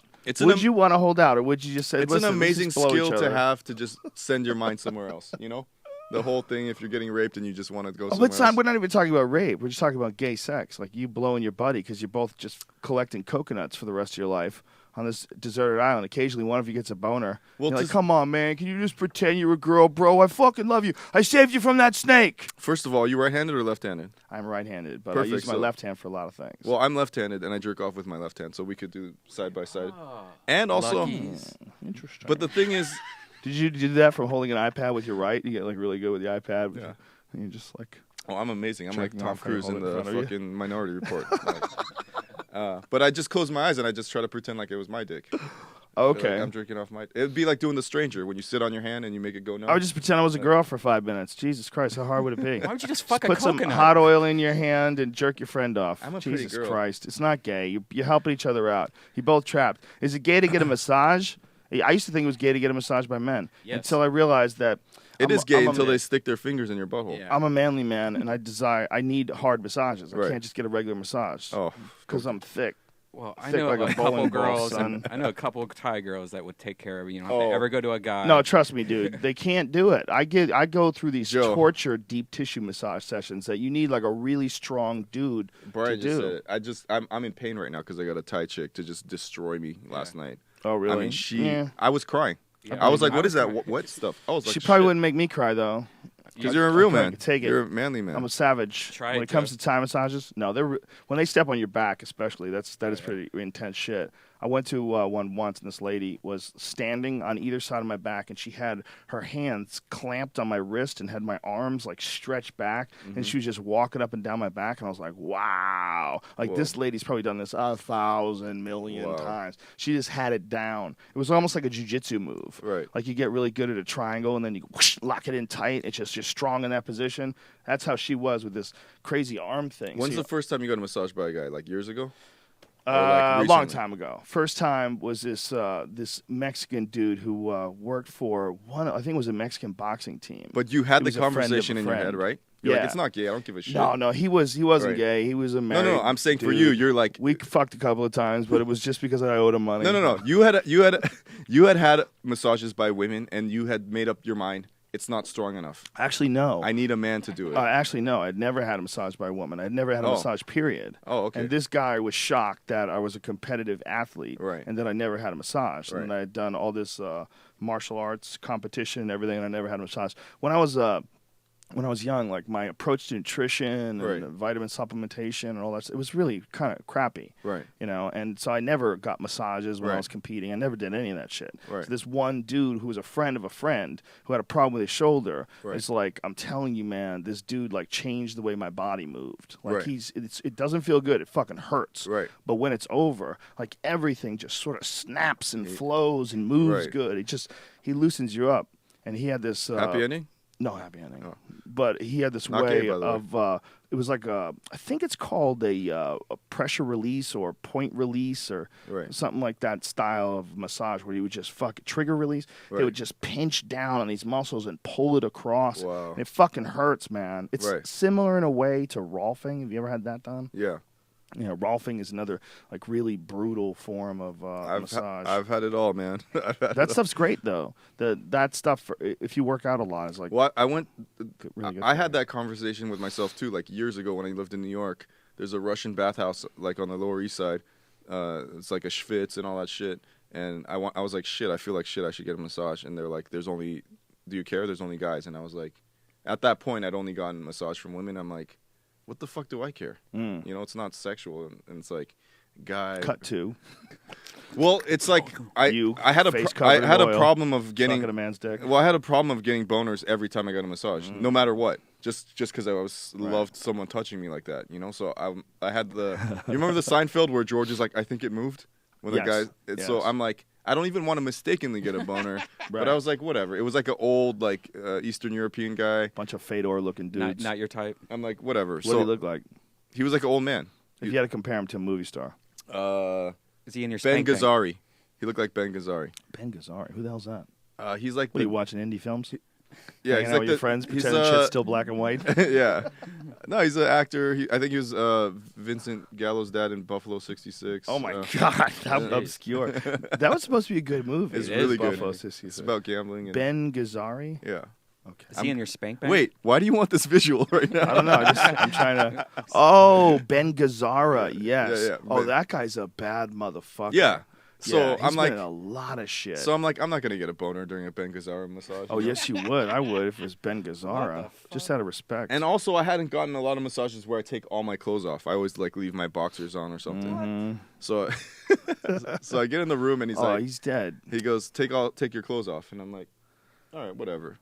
And then he puts the oil on and he starts massaging my butt, and the butt is the exclamation point on his massage. It's shoulders. Back to butt, calves back to butt, no. and I go, hey, you know, butt's not that sore, doesn't really like, it's cool, like, thanks.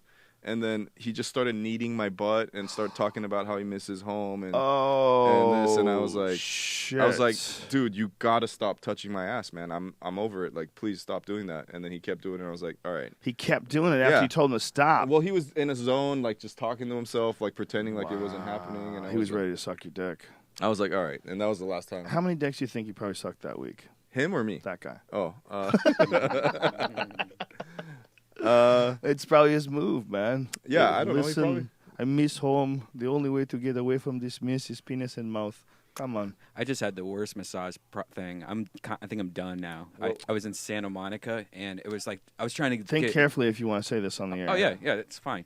But I was actually thinking like I'll just get a legit massage. This place was open really late though, but it looked really nice outside. Right. You know, so I was like, "Are you open?" And I think they might have just sent the last girl home because I saw this pretty decent looking girl walk out the side door, and then what time is it? 9:30.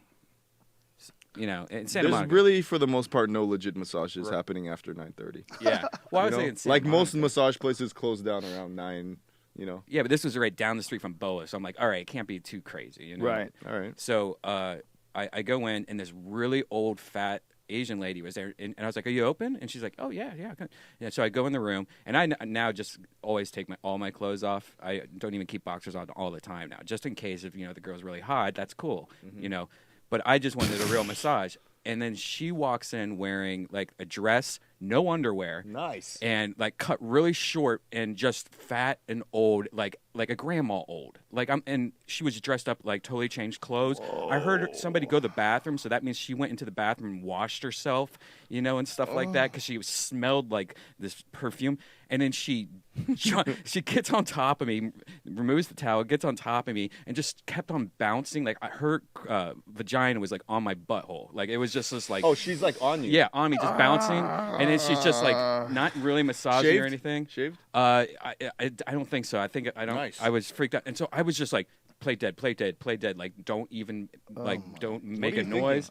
I'm thinking like, I hope she's like really gets off me if she just would start massaging me. So suddenly she starts rubbing her hands on my back, and she had calluses or something. Nice. Because it just scratched, Nice. and it hurt though. Like it felt like she was like stabbing me, like hurry, pussy.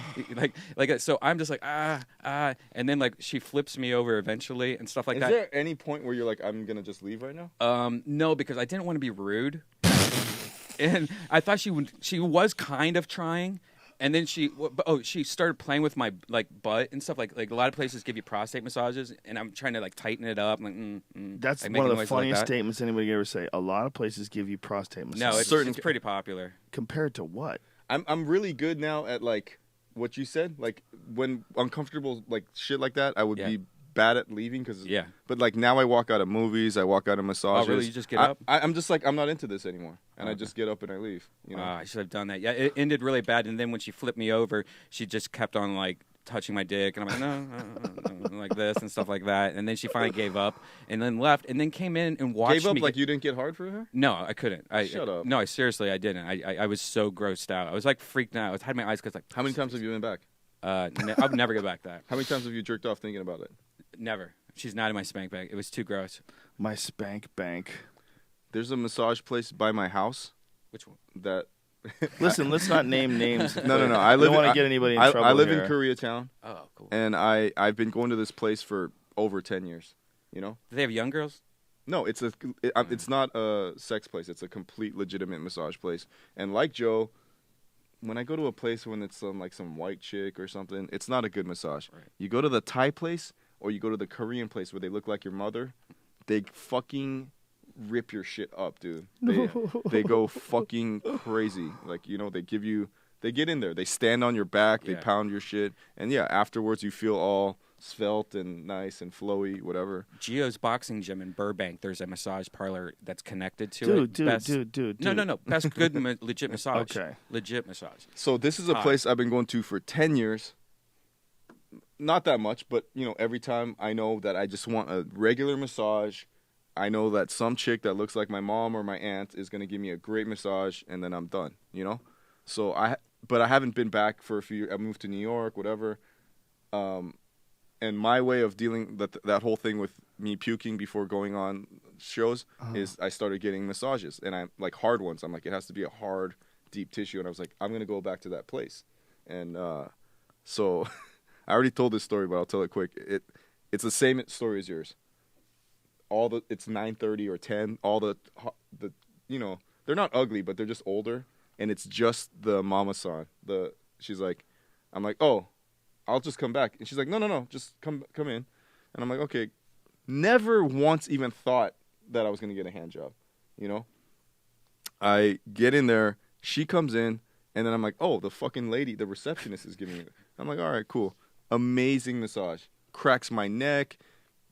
Cracking sounds back. Just fucking doing it. And then, you know, she flips me over and starts jerking me off. And I'm like, oh, that's what I thought. When I came in, it was always like a $40 massage place, like a cheap Korean massage, and then it was $75 now or something like that. I was like, what, a $30 increase in like, what the fuck is that? That's a bargain and a half, though. You know? If you're like, what could they be doing different? Maybe it's an incense tax. No, but maybe it's scented candles that they have to pay. She flips me over and she goes like she just does a couple ball flicks, like, do you want this? And I was like, no, but I was like, yeah, and you were like no, but you were like yeah. Yeah, what are you like 12? Yeah, exactly. And, like and I'm like, and I was like, Brian, I was like, there's no way I'm gonna get hard, but because she's a professional, yeah, she's good. Whatever she did, lots of hot oil. Wow. I'm like, whoa, and then I'm pretty sure this is a massage parlor faux pas. The bell from someone else coming in. Hello, is someone in here? She goes, okay, wait. So mid jerk, she stops. And I hear, you know, it's like a small place, so I hear their whole conversation. He's like, hey, is Rachel or Jenny working tonight? He's like, no, everyone go home. Wait 10 minutes, maybe 5 minutes, and I get to, and the guy's, you could tell he's like, no, I think I'll come. He's like, no, stay. I give you a discount. I give you a $10 discount. And he's like, and I'm sitting there, and my boner's just going, and I'm like, because you're seeing her actively be rejected. It's bad on both fronts. And just like, I got a break. I'm like, I could cut out right now. Right. And I'm like, I should leave.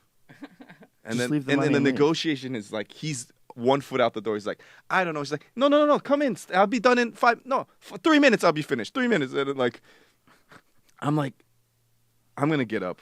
Okay, I'm gonna like count to 10 in my head right now. 10, 9. When I get to 1, I'm gonna walk out the door. So I start sitting up. And then the guy's like, I'm going to go. And he left, and she runs back in, and she goes, lay down. And I go, okay.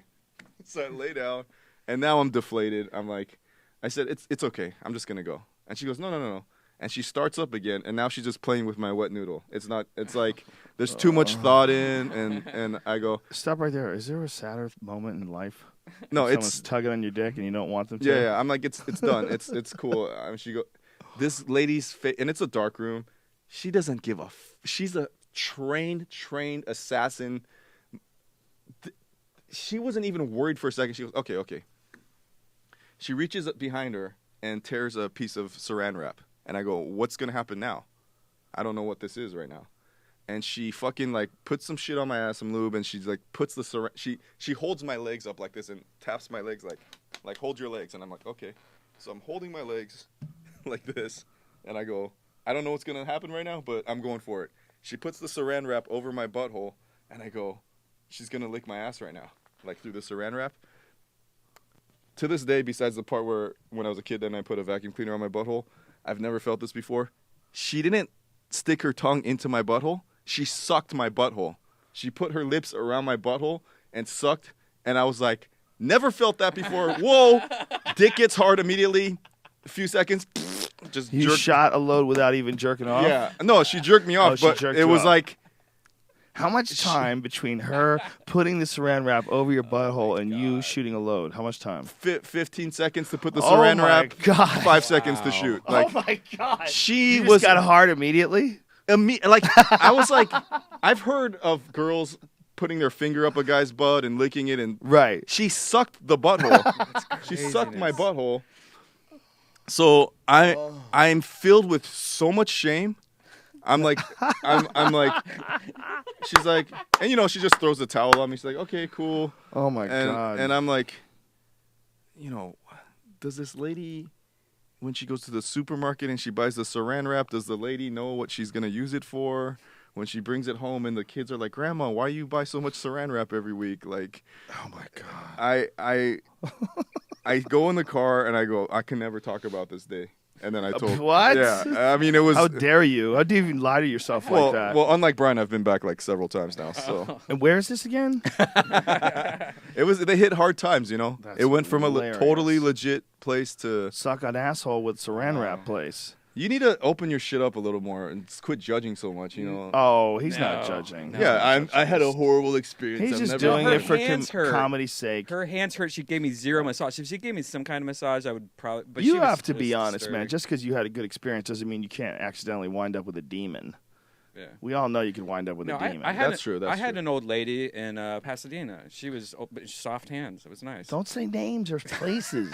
She grinded. You could, yeah. Brian, she grinded on her butthole with her gilf-shaved pussy. Come on, man. Her what? Gilf. Grandma. Grandma. Ooh. That's so dark. So, Joe. So Dave, we keep going. First of all, that fucking story is one of the greatest stories I've ever heard in my life. I just gotta tell you, it changed my way of thinking about you being right single.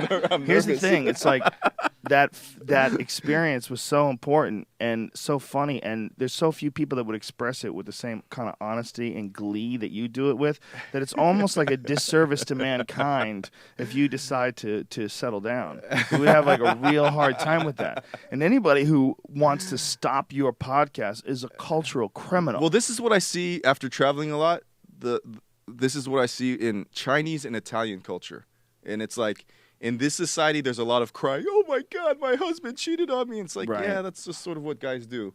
There's sort of almost like an acceptance in China and Italy where you got your guma and you got your wife. As long as your hand jobs and girlfriend shit doesn't fuck with your family, it's almost like an understanding of the wife knows you're going to go get massage parlor hand jobs or have a girlfriend, and it's like, just don't put it in my face, like you have a business meeting, you guys are all gonna fuck hookers, get it, but don't bring it back to me, Well, that's in a lot of European cultures as well, right? Like the Prime Minister of France, didn't he openly have? They're cool. They're just like I think Monica Bellucci said it. I want to ask you about this, because right. This is an important subject. I Okay. think. What do you think is the cause for? I mean, is it the sexual puritanism of America, where people would judge you on you being a nice person, you having fun, and just having these experiences which are readily out there for a lot of people, that somehow or another it's perhaps perhaps, what am I, a lecturer,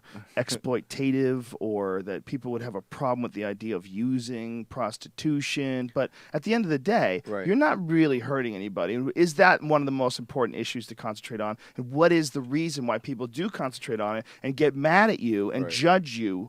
And I think it has to be based on insecurity.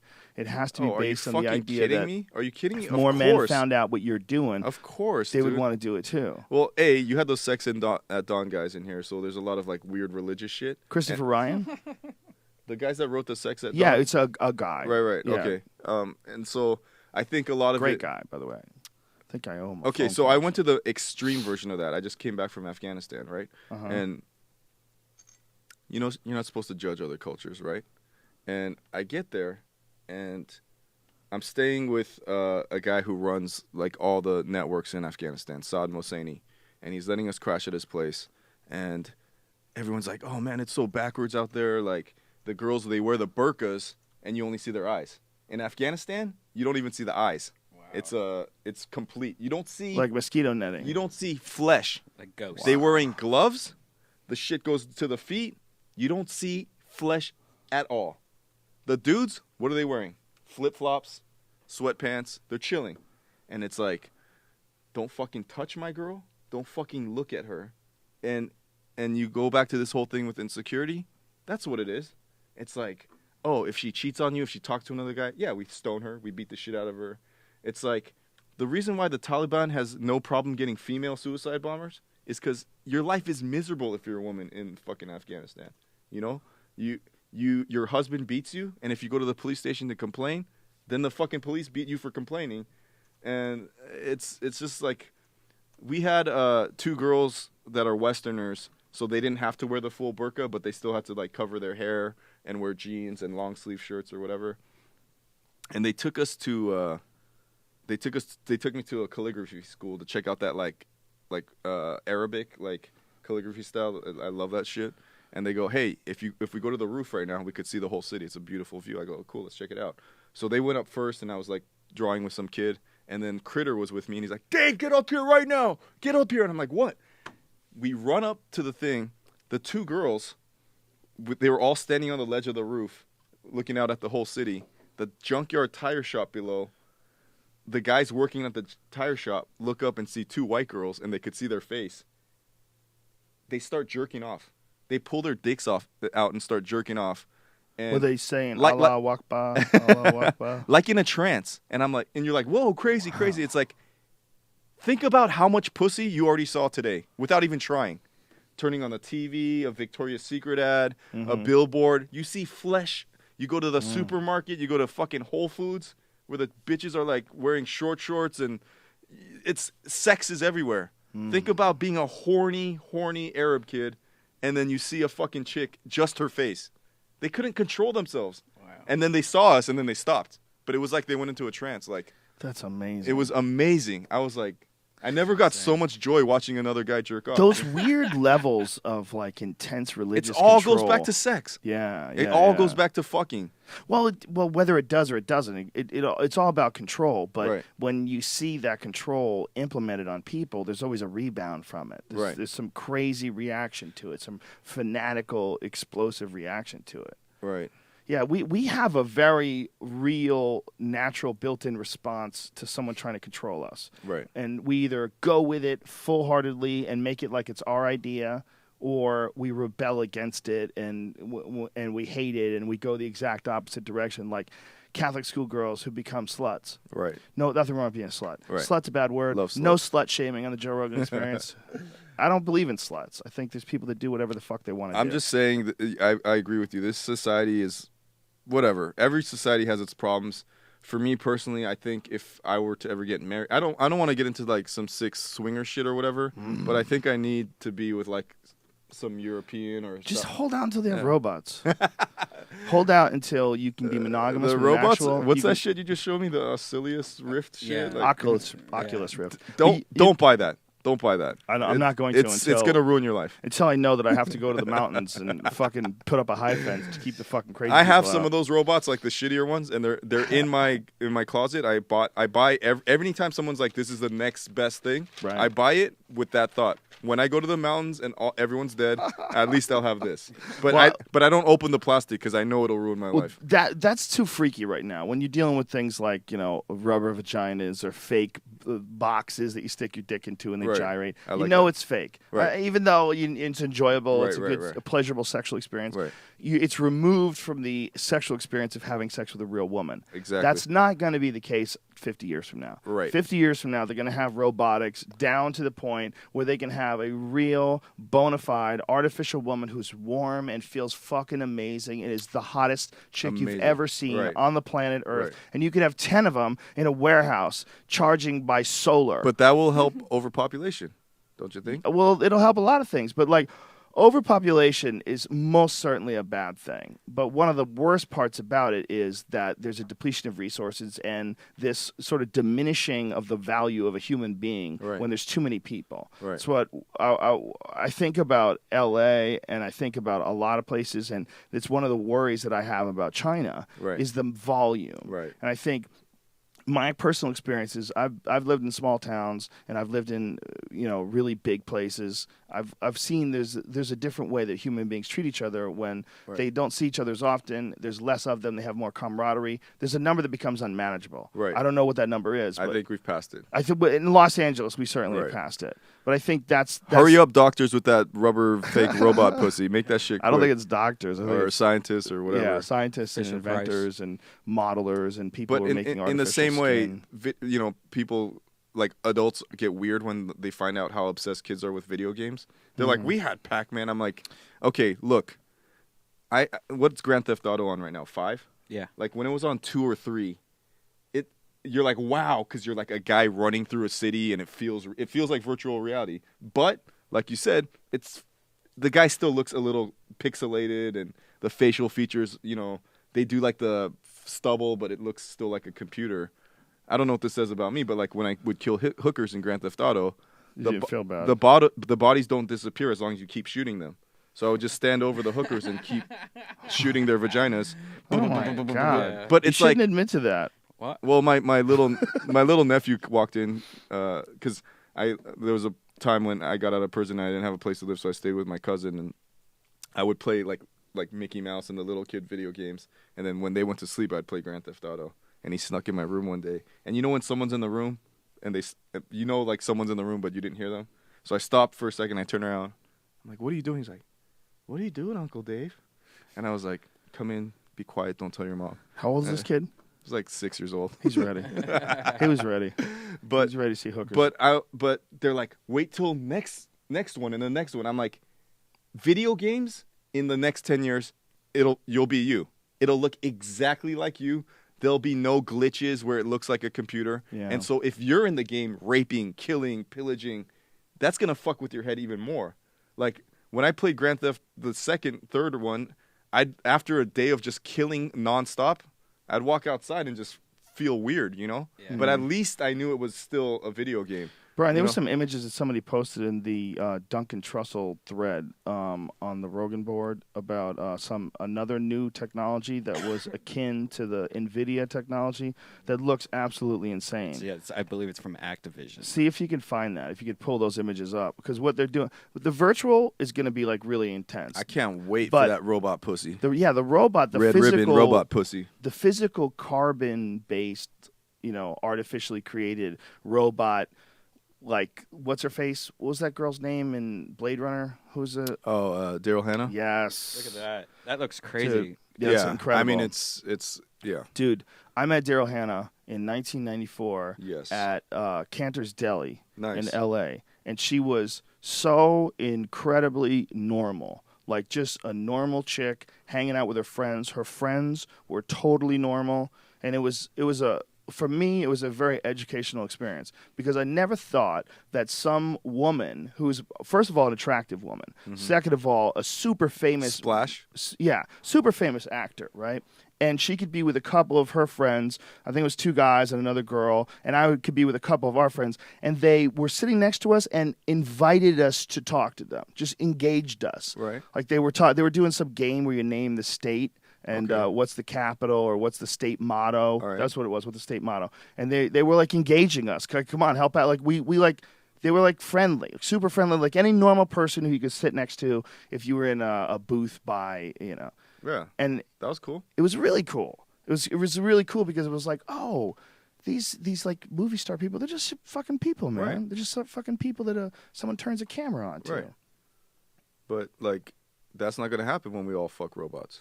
There's no, and the robots are gonna know all the answers anyways. Her character, they're gonna Blade be like, Runner, Sacramento. Her character in Blade Runner was fucking badass, dude. She was the number one robot for that crazy little dude. I love that movie. Oh, that movie was good. That movie's good. so fucking amazing. And that movie was badass because of that Sean Young chick. She was hot too. God damn, she was hot, dude. Not just hot, but like hypnotic. There was like something about her. Like she had that look with her hair and everything. Her eyes, man. There was like there's a perceived innocence or something like that to her as this robot character that was just brilliant, man. Damn, my memory's going to shit. Dude, when Blade Runner's when I was young, all-time great movie. When I was younger, I got a weird job with Sean Young, and I can't remember it now. You had a job with her? Like some weird movie. I can't remember it. And you know what happened to her, man? She kind of went off the rails. Yeah, what happened to her? She went off the rails. It was too much pressure. I think being a famous movie star it's got to be so. Being a famous guy like you, or as a famous artist, you're famous kind of for being crazy. You can, and the amount of like mainstream TMZ type pressure you get is very non-existent or minimal. You just enjoy it. You enjoy it. You just like. But that Tom Cruise shit, right? Like where she was at, right? She was right. at that. Sean Young was in like right. all the. That's her name, right? Sean Young. Yeah. She was in like that movie with Kevin Costner. Right. What was that movie? She's in a gang of fucking movies, man. She was a big time There's movie more star. pressure for women because it's like you have a window to just do all this shit. And then you have a window to do all this shit in, and there's a freak out of being this one person that all these people are focusing on that is so completely unnatural. You are you're supercharging your system. It's right. like putting a blower on a Mustang and right. revving the engine much higher than it's supposed to go. It's I like, stay the fuck away from actresses, bro. Like that's horrible. I would never generalize like that because I've met like a lot of really cool actresses that I love being friends with. But as far as like friends, dating them, yeah, friends is fine. I don't want to date anybody who's anything like me. I don't want to date anybody who's even remotely as crazy as I am. That's what I'm saying. So when I date a chick that she's like, you got to quit the podcast, I'm like, that's sort of like, fuck you, bitch. But then also like, that's sort of a good instinct, like, like. But there's people that it works out, like Tom Segura and his wife, Christina Pazitsky. Do you know Tom Segura? Hilarious stand-up comedian. And his wife is fucking brilliant, like a really funny comic. And they're married and they're happy and it works. I got to finish telling you about the Mexican comedian because you just brought it. Okay. I love what you're drawing right now, by the way. My best drawing. This idea. So I told you I met the greatest comedian ever in Mexico. That's not possible. I'll tell you, and you fucking tell me if. Okay. So, I'm fucking my Mexican girlfriend, mm-hmm. and it's not like she's joking with me. She's almost nervous to tell me this. It's like we're fucking, and she's drunk, and she's like, I have a little piece. Like she was super nervous. Oh yeah. Nervous. That was never resolved. Yeah, so I'm gonna resolve it right now. Okay. It was never resolved. You're correct. It was never resolved. And I'm analyzing this. I'm like, was she joking? No, because she was super nervous to even tell me. We fuck, and I'm like, ha ha ha. Is that for? is that for real? Is that in? Like, she falls asleep. I fall asleep. She's out. She's drunk. We fuck. She's out, and I'm like this. Am I gay? Did I just fuck a hermaphrodite?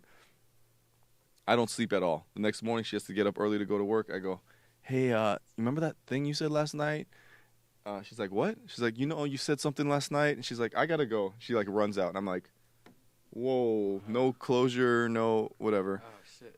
And I had 3 or 4 days left in Mexico, And I was like, I need to find out if I'm gay now. This should be on Vice. Why is this not? Why haven't you like written this for Vice? Because I'm telling you right now. Okay, So then every day. So we fucked like every night until I left, and every night fucking savage. She always says, "Turn the lights off." Never leaves the lights on. Always leaves the socks on. And does she have dude feet? And hairy toes? No. Shit? Won't let me finger her because of the paint. And I got the paint on my hands. Oh, paint. So I'm scrubbing, and I go, look, they're clean tonight. She's like, no, don't finger, just fuck me. And I'm like, wow. Is it a thing that comes out like this? Like Alien? Like yeah, the tongue from there's Alien? so many questions. I go, hey, that thing, the extra piece, was that a joke? She's like, And her face turns red, like, don't bring it up. And I'm like, I'm with a fucking hermaphrodite. Wow, this is crazy. And you didn't go down on her, right? You didn't ever go... No, I went down. Dude, I went searching, bro. I wanted answers, you know. I try to go deep. I try to get the answers. So... Damn, son. Never got the answer. Okay. No closure. Look, dude, you got to do what you got to do. In certain situations, you just got to back out and count your losses. This is 2 months ago. But you really liked her. I really like her. Still talk to her. Can't stop thinking about her. So she just doesn't want to talk about that. She doesn't want, and I accept it now. I love it now. Okay. I love that she's a guy. You know what I'm But it doesn't sound like she is a guy. Yeah, She's a hermaphrodite. Did her pussy sure? taste like pussy? It's delicious. Well, what does it? Well, then it's what does it fine. feel like? It feels different. Like guacamole. No, when you're actually having sex. No, it feels. When you make it love. It felt great. You know, she has a wonderful vagina. She's a great girl. Okay. Didn't you say something like on your podcast that she was disconnected with sex though? She was a weird chick, you know? Okay, but what are you saying though that it This feels... is what I'm saying. So this is 2 months ago. No closure. Oh. And in the 2 months I've accepted that she's a guy or has male parts. No problem. Wowza. And she avoids the thing, and she's texting me last night. She goes, "Hey, you know that little piece I told you about?" And I go, yes, finally closure. She goes, I was joking. Oh. I go, this is why she's the best comedian. To fucking drop a line like that on a dude and tell the punchline 2 months later while he's racking his brain. I was like, let me pause you're for a moment. Fucking genius comedian. Let me pause That for a is moment. amazing. You tell a joke that has a fucking punchline 2 months later? Okay. Oh, my God. That is one possibility. Another possibility is she decided to tell you that it was a joke because you were pressing the issue and you wanted to talk about it a lot. I dropped and that it. was the best way for her. Do you understand that, though? It very well could have been a hermaphrodite. Not that there's anything wrong with a hermaphrodite, Joe, but it's not like when you did some sort of a chromosomal test. She told you something. You're right. And you declared her the greatest comedian ever. Or maybe it was a hemorrhoid. It could have been hemorrhoid. Did they get them up there? Listen. Cyst, you can get a cyst. Listen, guys. Those ones that pop out. When her little dick went into my dick hole, it was the most amazing feeling I ever felt in my life. We just hit a low point. She easily could be a hermaphrodite. Just didn't want to talk about it.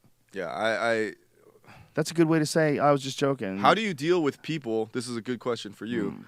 That say they don't listen to you, but they do. They don't listen to you. Yeah, they go, I don't listen to your podcast. That's okay. But they know, but they do, and they like. I don't care. You know. No, if you want to listen, listen. If you don't want to listen, don't listen. Because I'm thinking, if you want to tell me you don't listen, right. You're either doing it once. You're either trying to inform me, like I don't know what you do, like just being normal, right. Or you're being dismissive. You know, it's possible that you could say it like in a way that like David Choe, I don't listen to your podcast. Right. Okay. You know, where you're like, whoa, like I wouldn't waste my time listening to you. No, but here's the thing. I talked about this on my show, and I'm thinking, did she hear it, and so that's why she called me? Yeah. But she doesn't like follow me on Twitter or Facebook or any of this shit, and she really, you know. Well, it sounds like it was a very strange thing for you, and almost indicative of like life itself. Whether it was life itself is never perfect. Whether it was a joke or not, whether she really forgot to tell me the punchline or like whatever the case, I accepted it. Well, accepting it is there's definitely nothing wrong with that, but that's not the funniest comedian on the face. Come on, Joe. To someone, it's pretty fucked up though. You're having sex. What if? It's most likely an excuse. What if your wife? But it's not most likely a joke. What if your wife just out of tonight, just all fucking totally serious, said I used to be a guy, and you're like, what are you talking about? And then she didn't tell you the truth a month later. That's pretty funny. Well, that's a long. Like, I guess it could be. I guess it could be funny. You know, if you were the right guy and she was the right girl and she said it the right way, I guess it could be funny. Started crying. Go. I never ever told David anybody. Choe. God damn it! It also could be that she's lying to you because she doesn't like to talk about it and she really is something like a hermaphrodite. It's possible too, dude. I mean, unless you're going to go Minovia, if you're listening out there, baby. Don't say her name. No, I just said sweetheart in Spanish. Oh, there you go. Beautiful. Minovia. If you're listening, I hope you're not lying. Listen, it doesn't matter, man. I hope it wasn't a joke. Listen, you're not looking to have a family, are you? I can't wait. Are you looking to have a family right now? I'm starting to think about having kids without the wife part. Well, like adopting or freezing my sperm and doing the whole surrogates or whatever. I don't know. Just freeze the baby. I want to. I think I'm starting to think about having a family. Mm-hmm. But you know, like I said, gay or not gay, I hang out with a lot of dudes. And so, like, Critter, who I hang out with all the time, is like, fuck, you get a girlfriend, I'm going to have to have a girlfriend. And it's like... What? Because then... What kind of we hang out logic is that? Because we hang out all the time. So I said, why don't we just share? You could get Monday, Wednesday, I'll get Tuesday, Thursday. Oh, you're such a sloppy seconds, You dude. could no. You he could, automatically offered up the first 3 days. I'm like, you could get you could get the pee hole. I'll take the B hole. And come on, Joe. So many women right now that are so angry. No, like, we'll find this podcast is. I don't think I would have a problem, by the way, if the girl had a pussy boner. I don't think it would. If she acted like a girl, she was beautiful. You're such a pussy, Brian. You And couldn't even her get pussy hard for the tasted. grandma. Yeah. Come on. I'm not a pussy though. Like if She went to the bathroom and cleaned up for you. Well, she listen, put on man. a nice negligee. The bottom line is you were enjoying the experience until your perception Exactly. of who she was in the whole male-female paradigm shifted. She became this oddity to you, like a damaged goods. This is all. This right. is I mean, right. Was that it? Right. Well, this is the thing. I need a second, and this is for like. I didn't like avocados growing up. I love them now. Me too. It took me a second. My mom's like, eat this. I go, oh, it's green. It probably tastes like a watermelon. It tasted like shit. I love guacamole now. I had sea urchin for the first time. I was like, this is disgusting. It's my favorite food now. It took me a second. I get to China. The girls have thin mustaches. I go, what the fuck is that? Because they don't care about waxing and bleaching. I go, that's gross because it's not normal to me. Mm-hmm. I'm in China for 3 months. Sort of into it. Like it now. I'm started to have sex with Arab women. They have hairy asses. Whoa. Grossed out. Want to puke. Sort of into it now. Just give me a second. Give me a second. You got a little dick inside your pussy? Gross. Give me 1 month to adjust. I'm from America. I was born in Los Angeles. I live in Western society. I'm not used to dicks. I'm not used to hairy asses. I'm not used to mustaches. But I'm open-minded. Give me a second to just open wider and accept your mustache, your hairy ass, your dick in your pussy. Just give me a second. I'll eat the avocado. I'll eat the sea urchin. You know, like you weren't like avocado tastes like shit. I'm never going to eat it again. It grew on you. It took a second, you know. I hated it. I spit it out. I was I just realized it was just a texture issue. That the actual taste of it was fairly bland. Right. And the fact that it has a lot of health benefits. But you're a kid and you want candy. Avocado. You want watermelon. You want fruit that tastes good. You know. Well, the problem is you find out about candy. That's the real problem. You find out something that gives you this drug rush. Right. I mean, kids that get high on sugar. Like, have you ever seen kids eat cake? They turn into fucking demons. They go running around. I mean, they're on crank. That guy out there eats more candy than anybody. Like, it's crazy. Well, he's not a kid, but he is sort of. But you know what I'm saying? It's like it's clearly a drug. Right. So of course they don't want to eat guacamole. Guacamole doesn't give them that drug. Right. They want that drug that comes from those. I have a those fucking things that they do, those powders, those fucking things that kids eat, where it's literally a tube of sugar. There's like pixie sticks. You crack open the end and you just fun dip. It's drugs. Nerds rope. Crazy sugar drug. I still get fun dip. So bad for you too. They say that sugar is just for kids. Almost toxic. Sugar is just almost toxic for you. I know, but like I'm saying, like all these things, you know, what are you doing? Like, have you ever been with a chick with a Middle Eastern girl with a hairy butt? Yes. And what did you do? You're like, well, it was back in the 80s. Right. People had hairy butts. It was a normal thing. What's worse is when they have catfish whiskers, and in certain lights you can see it, and you're like, oh. It's like, but see, what we're doing now is that episode of Seinfeld when he finds the one thing wrong with, like the chick has the big hands or whatever, and it's like, you know, I had sex with this girl. I go to the bathroom. We had sex in the dark, and I turn the lights on to take a piss, and I look at the bed, and she has a hairy ass. I'm like, I'm gonna puke in the toilet while I'm pissing right now, and I go, just slow down, just accept that it's someone from another culture, you know, like women. I sleep with a lot of women where I'm their first Asian, and they do you have no hair on your body. I go, yeah, I'm Asian. Like, we're not hairy people, you know? And like, it's like being with a girl. I'm like, cool. Whoa. How rude. How rude. Yeah, it's interesting how porn has completely triumphed in the area of pubic dressing. But it's back. It's coming back It hard. is a little bit, but it's just back contrarianism. For the most part, people prefer a groomed area. It's because HD, you know. Maybe. It was before that. There was some trimming done before that. They want to hire the bumps. Well, it was because when pornography became like really prevalent. Right. That's what it is. Pornography became really prevalent, and then along the way, like people started like looking at the aesthetic of male balls covered in hair that creeps all the way up to your asshole, Right. and girls with giant crazy bushes that go to the inside of their thighs, and they just decided to make alterations on porn, and then people, whether they admit it or not, Right. are massively affected by pornography. Oh, of course. And then the shift happened where, there's a good percentage of the population of this country, at least, that trims their hair basically based on the aesthetic that porn established. Definitely. Right? Yeah. It's weird. No. Because it's an untalked about thing. It's an undiscussed thing. It's a denied thing. It's like it's a darkness that we just like. Meanwhile, they're getting billions of hits every day. Your shit, ding, or ding, you just ding, let ding, it grow ding. out? Oh, I trim my shit. You Well, I have to trim it too because it also gets caught in the hair and my balls gets caught in my cup. Like, and if you're doing jujitsu, your shit's getting long when your ball hair gets stuck in your asshole hair. Oh, Then Oh, that's you're never fucked. happened. So it makes like a dreadlock, a taint dreadlock. Yeah, that's not good. You need better hygiene than that. You need better standards. You need to not let it get to that Well, point. Joe, because I've been naked around lots of different men in different countries because of prison or whatever, it's like, yes, when I was homeless here in America and I was showering at 24 Hour Fitness, then I'm like in a giant shower with a bunch of men, and like, yeah, for the most part, you look down for a second and you're like, wow, people shave their shit. It's like, okay, cool. Then I'm in prison in Japan, and it's a bath culture. It's not a shower culture. And I look down and I'm like, oh wow, these guys don't shave their shit at all. Well, first of all, porn in Japan is pixelated, so you never really see anything anyways. What is they pixelate genitalia or pubes? The whole area. Just The whole insertion. area? But Just they don't shave their shit down there. So their pubes are the same pubes that grew from when they were a kid. So they have beards. Their pubes are longer than their dicks. My goodness. So I get out of the bathtub. I keep my shit tight, and I get out with my dick and balls hanging out, and then these guys come out, and you just see a black beard with like a red dot with the tip of their dick, and you're like, oh, it looks like a cute like homeless guy, like.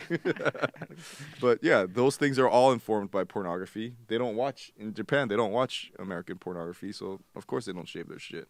But That's Bush fascinating. is coming back. Well, it's fascinating though that it sort of gets a step. I would imagine that Bush is coming back. I'm out there. Everything I'm out comes on the back. front line. I'm telling you, it's coming Nothing back. wrong with it. But like, look, Right. even bell bottoms I came like Bush. back. No, but it's back, right? Oh yeah, definitely. I mean, almost like I'd say 5 years ago, every girl I was with had no hair or like a tiny thin strip of whatever. Now, almost all girls have some kind They of. probably heard that crabs were going extinct and they got sad. They wanted to save the crab. Grow your bush, save the crab. It's cyclical, Well, how come everybody doesn't want the crabs to live? They want to save like wood owls. I love seafood. I love crustacean. No, the ones that grow in your bush. Yeah, I eat those crabs like Daryl Hannah eats the lobster in Splash. little tartar sauce, a little cocktail sauce. Going to Red Lobster right after this. What's it like hanging out with DeAntword? Because I know you guys are friends, man, and that's I love them. And they must be very interesting too. Do you ever paint with them? Yeah, okay. First of all, I love those guys. Yeah. And do you know who DeAntword is? Oh fuck yeah, dude! I love them, but I don't love one of their new songs. They got some new song. They're just going for it, doing everything. There was that "fuck you in the ass" song. Put a dick in your ass song. Where I was like, okay, what are you doing, man? What the hell is this? It's great. I like some of his really earlier shit too. They did some really interesting early stuff. But do you hang out with a lot of artists in general? Comedians. Okay, so comedians are artists. Yeah. So comedians. I mean, I have a few friends that are artists. Artists, chefs, Martial musicians. artists. Most people that are highly, highly creative are sort of fucking crazy. They're crazy. Crazy as fuck. And then you try to like do normal shit with them, and then you're like, why are they doing this? Oh yeah, because they're fucking crazy. Well, that's what makes them tick. Yeah. Like every comedian that I know is out of their fucking mind. Exactly. Every single one. And I love Ninja and I love Yolandi. Ninja's one of probably the most creative people. He'll do a song and like he goes, and then the part goes like this, and he'll sing every part of the song, and he goes, and then the music video is gonna go like this, and then he'll act out everyone's part in the music video and what the lighting's gonna look like, and down to the costumes, and there's gonna be a lion and this. And do you ask for this, or does this just like happen in the middle of a conversation? He goes, can I tell you like a quick story? How's it? Do it in his accent. You were about to. Oh, you bailed out of it. No, I'm gonna tell you a quick story about South Africa. The best is he can do a perfect American accent and not like a gangster. He was like, Have you ever heard Jim Jeffries? "Hey Dave, how's it going?" Jim Jeffries, the Australian comedian, has the most eerie American accent. Really? Like he does an American guy, and you're like, yikes! It's too good. It's like too good. Right. They can do us apparently way easier than we could do them. Because we're speaking normal. I'm not sure if that's the case. That's why. I mean, g'day, mate. What is normal? Can you decide somewhere along the line that your way of talking is better than mine? Yes, and the way that you do that is the language of English is spoken in Australia, England, America, and people make fun of they do the Crocodile Dundee. Yeah, but England. And then you take a Japanese exchange student who doesn't speak English, and you go, learn English. What are they gonna do? They're gonna listen to American movies. They can understand Americans. They can't understand British people. They can't understand Australians. They're like, what? We speak normal, like normal people. That's ridiculous. Everybody in England who grows up in England knows how to understand people from England. Everybody in America. Everyone in England can understand us. We can't understand them. That's interesting. A thick British accent. Give me a fucking break. I'm like, that is interesting. It goes, hey, what did you just say? He's like, oh, fucking doors. And I was like, but if you were living there, you would understand him pretty clearly. If you were in his neighborhood. We're speaking proper English, Joe. We're speaking. I can. This is like slang. I'm not like this. I'm not like trying really hard to like. So what we did is basically the Brazilian Jiu-Jitsu of English. We took the original Japanese English and we made it more badass with some extra guard submissions and shit. How come when they have like some British movies, sometimes they got to put fucking subtitles on that shit because you don't know what the fucking. Not me, man. I get offended if they have movies like Snatch and they put subtitles. I get offended. Like I want to be trying to. But you have to concentrate. Yeah. Well, I do when I interview fighters. When I've had like Paul Kelly, he's a gentleman I've had an interview in the UFC. Right. Michael Bisping, he's a guy from Manchester. Right. These guys have incredible accents. Bisping has gotten like much better at speaking in like more clear. Right. He slows it down a little bit. Right. But English people and Irish people, they talk faster. They have a faster way of combining the words together. Right. I had a fucking guy come up to me, and I had a conversation with a dude in Belfast, Northern Ireland. We're getting drunk at a bar. There was a UFC there, and just me and Eddie Bravo went down to this bar, and we said, let's just tie one on with these Belfast people. And I think Dave Bishop was probably there too, who's the local comedian that we did a gig with. Right. This fucking dude was talking to me. I didn't have a clue as to what he was saying. We were hammered, and he was telling me how the basic tenet or the basic script was I'll fight any man. Right. He was just telling me letting me know he'll fucking fight anybody. You know, it was I'll fight any man. You bring me tank I don't care. I'll fight any man. I'll fight any man. I barely could understand him. It was like this crazy game I was playing, like staring into his eyes, and struggling to comprehend his words. And this is like the shit everyone always wonders about, right? You got the dude that's the Jax from Sons of Anarchy. You got all these actors that have that accent, right? I'll fight any man. But then they're in movies and TV shows or when they do songs, accent just magically disappears. And then they're back doing the interview and it comes back. So they could turn it off. They could turn that shit off. Not when they're drunk in a bar and not some dude who actually lives in Belfast, some local boxer who's ready to throw down and fight any man. Would he fight me? Oh, fuck yeah. They want to fight. Those people, when we were in Belfast, you're driving around and they have these cars, these cop cars that have bulletproof windows and these giant metal plates and bomb-proof like shielding all over the car. Like their cars are designed, the cop cars are designed to absorb bombs. Pull up some pictures of them. Belfast, Northern Ireland, cop cars, bomb protection. They like to fucking party. It's a different kind of a world. I mean, they went through some crazy fucking shit. They went through a crazy war, like fairly recently. Right. Between, essentially people that are right next door to them. Right. Joe, I got to ask you a question. Okay, David. I like being scared. Okay. Like, I like thinking about how I'm going to fight myself if guys are trying to rape me. I like doing a podcast, something that I've never done. Right. Challenging myself. I like trying stand-up, something I never done before. So I like being scared and challenging myself. Me too.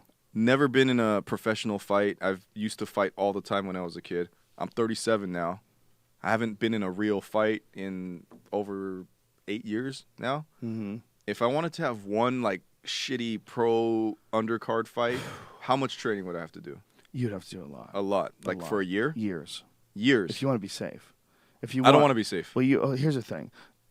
You're not in shape right now. You don't totally not in shape. Okay. Do you do any kind of sport? Jerk nothing off that allows you to move aggressively. Quickly? You're in a lot of trouble. How old are you? 37. You're gonna get hurt. Don't do it. I'm definitely gonna get hurt. No. Listen, there's a romanticism that people have about getting hurt. Let me help you, Joe. I have no problem getting hurt. It's gonna change your thought process. Okay. Do you understand this? No. Like it's gonna change who you are as a human being. Like you don't understand head trauma. I've been hit in my head my entire life. I bet you've been I have really lucky. severe head trauma. You've been really lucky. I've been in comas and shit, man. I bet you have. I believe you. Yeah. But it all works still. Yeah. There could be barely. at any point in time. Right. There could be the tipping point. Right. And head trauma is just no joke. And any unnecessary head trauma that you want to introduce into your life, I always think is a terrible idea. And what I know is, if there's a guy who's 37 years old and has never had any martial arts training, do pro fights? I don't do any more. Well, I don't even spar. I don't even kickbox spar. I do jiu-jitsu spar, but I won't kickbox spar because it's not worth it. Okay. You listen to me, man. You only can get hit a certain amount of times in your head. Right. And if you think it's like cute to go out there and have an MMA fight, no, I don't think because it's you want to experience it. It's fucking dangerous. No, for you. I know. I'm most likely not gonna win, and I know I'm most likely gonna get the shit kicked out of me. But you don't want that, man. I'm telling you. I understand that you want I got it my as an best friend experience. asking me that he could easily rape me. I would like to be able to. You're not going to beat that guy. You're not. I met that guy. That guy's too big. He's too big. If a guy like that, you're gonna have to become some sort of a black belt in jiu-jitsu. You're gonna have to be able to wrestle him to the ground. Okay, so He's way bigger I than you. appreciate the concern for the head trauma because I've been extremely damaged in my head before. I've been knocked out, all that shit. Yeah, it's not fucking awesome. I've been knocked out where I wake up and I don't know who I am, like that kind of shit. So I'm not under any like misconception of it's like gonna be like a cakewalk or anything. But I'm just saying. It's too many variables. Will you train me? No way. No way. I don't want to be a part of it. It's too many variables. You want to fight me, Brian? Here's a bunch of the variables, okay? You're in shape. First of all, you got to have to pick a guy. Right. And you're going to have to pick a guy that's commensurate. Right. I love saying that word. It makes me feel sexy. What does that mean? Means like similar, like the same level. I want to fight a guy bigger than me. Okay. What are you doing, man? What are you trying to get hurt for? Are you trying to be a hero? No, I don't. I just want to. I don't know. Look, I know a dude who lost his sense of smell. He took a beating and lost his sense of smell. And it was just a 1-2 head kick combination. Okay, I'm fat and I'm the most out of shape and fattest I've ever been. But I have the X factor. I'm ferocious. Oh, okay, good. I won't Good stop. luck with that shit. I won't stop. That's not going to help you at all. Not even a little bit. People think that being tough is going to help you. I'm tough, I'm ferocious. That's just going to get you hurt more. That's just going to mean you're going to take more punishment. So then I'll tap out then if I'm getting fucking the shit kicked out of me. Okay, well then what happens? You got damage to your brain. Have you just tried bondage? Look, if you fight a guy, here's my recommendation in this area. If you really think about doing it, if you want to do it, and you want the same kind of thrill, you can get a very similar thrill from doing a jiu-jitsu match. Or just getting your butthole licked by old ladies? No, because that, when you tap out, it's your responsibility when the butthole thing is going on. So you're telling me to stick to just getting massages by men? Well, I just think that it's not to be fucked with. Head trauma is not to be fucked with. Right. People die, man. There was a kid in Ireland that died really recently in a rugby match. Right. And he he got knocked out, I guess, and then he got knocked out again and died. Well, here's the thing. I know for sure I have a glass jaw. Like, if you hit me in my jaw, I knock out. But my entire life, I'm Korean. I have a thick head. We have big heads. Right. That's how you can tell Asians apart. Like, Koreans usually have bigger heads. Big moon pie faces. No, if you see like a Chinese, Japanese, and a Korean, we usually our heads are a little bit bigger. Right. I've been kicked, punched, like I've had a lot of head trauma, and it all for the most part still works. My memory's going to shit a little bit, but aside from that, I can fucking for the most part function. Okay. And I could. Well, listen, if you're willing to take this chance and possibly alter the way your mind works. If you're going to be intelligent about it, because you're an intelligent guy, what you would want to do is dedicate yourself to martial arts first. Yeah. Before you ever actually do it, and it's going to take a long time. You're going to have to learn how, first of all, to defend yourself, and B, you're going to have to learn to be proficient in something. It's striking. I have my background is judo. I grew up doing judo. You did judo. And how good are you? I won a lot of awards doing. Well, what was your belt? What belt did you get? green or something. Okay. I didn't get a black belt, but I won. But that's good. I won every single judo match I was in. Well, listen. I was like the so you're not an amateur. Or no, rather, but I'm talking about. You're not a novice. Joe, I'm talking.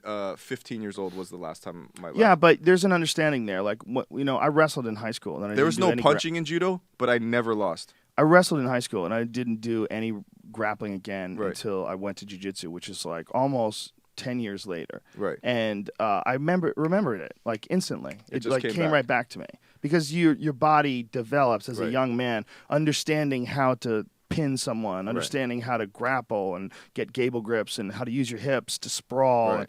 You just comes back to you. Right. And I think that like having that background, especially at that age, 15, that's big. Learning something and getting really good at it, where you're competitive at it when you're 15, Right. that's like such a developmental period. It becomes like sort of a part of who you are Right. as a person. But the thing with me is my bones break easy. Oh Jesus! So what the fuck are you doing, man? I just quit after whatever. You know, like dude. I broke my collarbone in judo, I quit. Okay. I played baseball, I broke my other collarbone, I quit. I played football, I broke my ankle, I quit. It's like anytime I break a bone, I'm like, okay, that was that. You know? Well, it's not hard to break your ankle or your collarbone doing any of those things, whether it's judo or football or baseball. That sounds in line. I mean, it might not even be that your bones break easy. It might be that you're just a little bit too ferocious. I'll hug the shit out of you. No, but you know what I'm saying? You're like going for it. No, like when that's how people injure themselves often. My parents were like, you have to, or my dad was like, you have to learn some kind of martial art. You're Asian, you have to. Wow. And I was like, we were not into sports. Bruce Lee set the bar. We had long hair. We fucking didn't. We listened to heavy metal. We didn't care about anything. It's like when a guy has 3 sons and he's like, yes, they're gonna watch sports with me, whatever. We didn't fucking give a shit about. We were nihilists. We don't care about shit. And why is that? I don't know what happened. We just we would go to school. Like my dad would take a sack full of balls and just pour it out in front of us on the weekends and go, what do you guys want to play? Softball, baseball, kickball, handball, football, basketball. He'd have every ball and be like, what do you guys want to do? And we're like, nothing. We don't want to do any. I don't know. We were just very, like, we don't care about anything. We don't. When you look back on like what turned you into who you are today, this sort of wild dude, do you have any one thing that like stands out as being the I don't give a fuck anymore?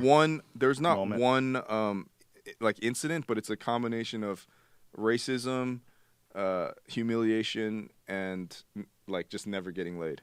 You know. So just lack of good experiences and a lot of bad experiences. Just an unbelievable amount of anger. You know, like going to a school where everyone makes fun of you for being Asian, going to some place where every girl rejects you, and then within your own family having this insane sex drive where just everyone just catches me jerking off all the time. Like just I'm sleeping. Well, don't you think though that when you're really young, I mean, a humiliation, really like, up, oh my God, my mom just saw the tip of my dick hard. But don't you think that when you're like really young and really stressed out and really fucked up, that's almost like a natural way to blow off the steam? Like dudes who are troubled almost always jerk off a lot. Yeah, I don't know. What do I do in surveys?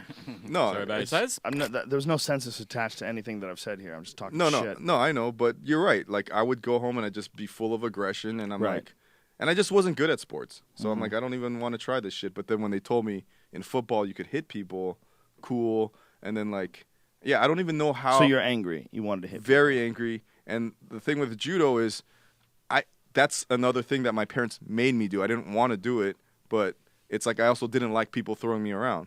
So when we got into it, I was just like, I don't care if this guy's a higher belt than me, whatever. Like, I'm not gonna let him pin me down. You know, like as soon as he starts winning, I'm gonna go.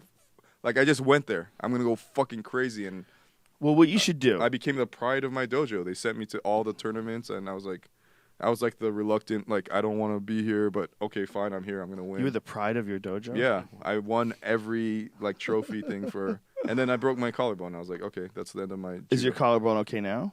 My shoulders are a little smaller because I broke this one and this one. Wow. So the collarbones break and then they heal like this, right? Really? Yeah. They just heal next to each other. Collarbones snap and then there's no brace you can put on, so you just hold your thing up and then the bones just heal like this. Over each other? Yeah. And so how much stronger or weaker is it than it used to be? I think they get stronger, but my shoulders are a little bit narrower. Wow, that's weird, man. That could be worse though. There's a lot worse shit that you could break, right?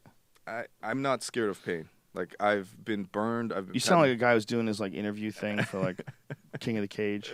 No. Like I'm pain. not scared of pain. Pain is not like Dealt with pain my whole like life. I'm not gonna do something because I could get hurt. You know, Right. like that doesn't bother me. You know, and Okay. I'm not scared to be humiliated either. It's not that what I worry about. Right. What I worry about for people that don't have like an extensive background in martial arts is head trauma. Right. You're not going to know how to get away. You're not going to know how to not get hit as hard.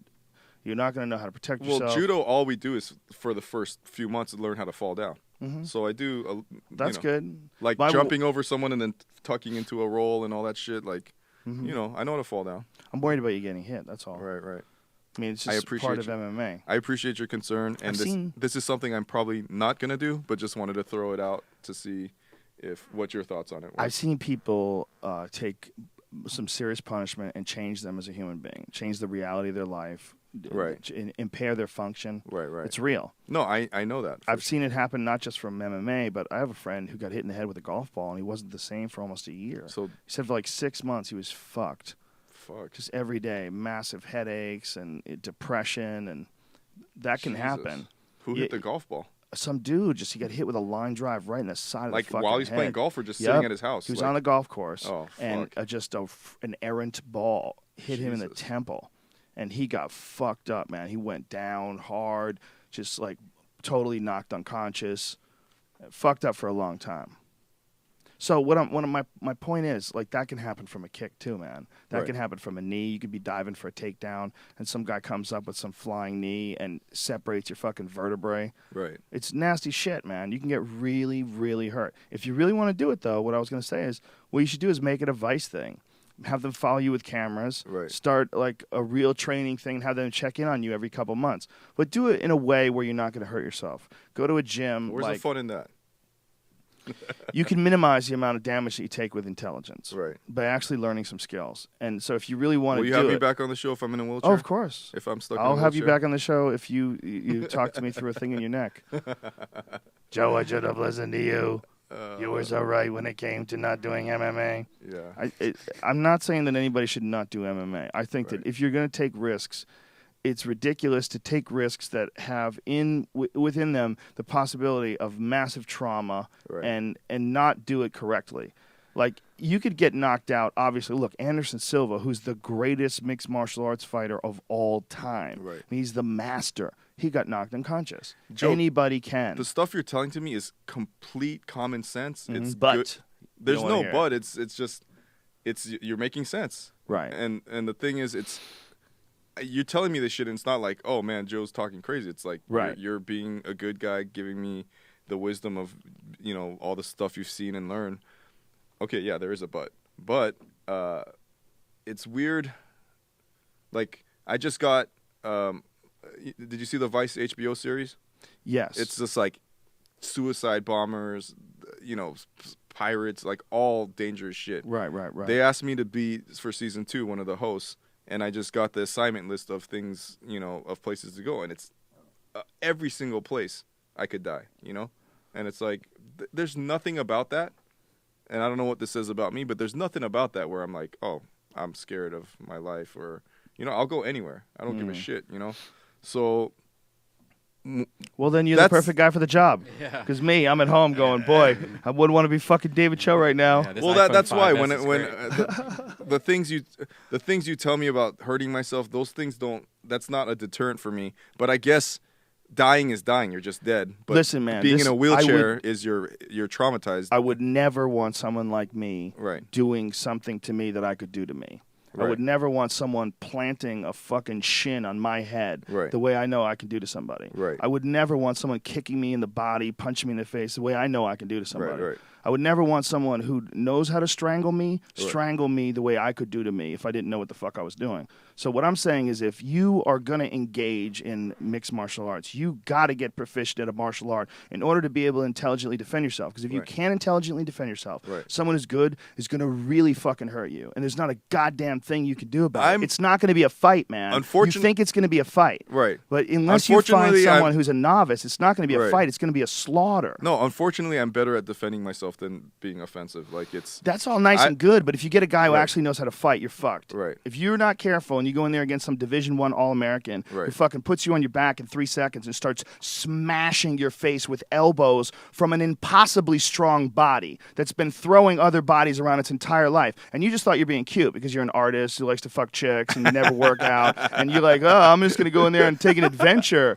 I'm modern day. Keep going, Joe. I'm getting hard right now. You got to be careful, man. Is he sweaty? I don't want you to. He's sweaty as fuck, dude. If you lick him, you'll get pregnant. His head's You'll grow rubbing on my ovaries if he drips his sweat in your mouth. Yes. It's a dangerous thing. You're involved with someone who, you have to be careful and make sure that what you should do is take another, if you really want to do this, take another person who's like you and say, hey, let's fight in a year. Right. And let's do it amicably.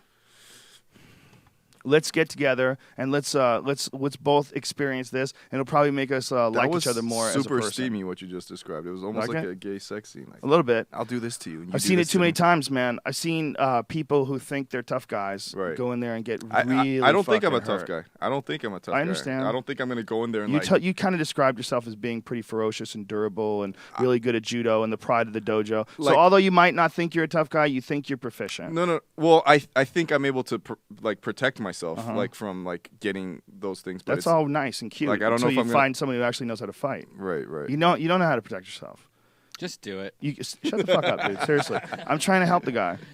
It's just I've seen it too many times, and I'm acutely aware of the possibilities. And what I can do is I'm more scared to go, and it's something I've already done now, so I know what it feels like. I'm more scared to go in front of an audience and do stand up than I think I would be to go and fight someone, a ferocious fighter. That's because you haven't done both. If you did both, you'd be way more scared of fighting. I've been in fights before, Joe. I've had the living shit kicked out of me by gangs and a bunch of people. Like, I know what pain feels like. It's not like I know what it feels like to get knocked out and then wake up a day later and not know who I am. Like, I'm sure you do know that, but you also know that it's bad. Of course, of course I know that. That's all I'm saying, man. I don't like when people get romantic about it because it's a part of. It's not it's almost like something like the comedy thing, I've done it 3 times now, and it turned out good.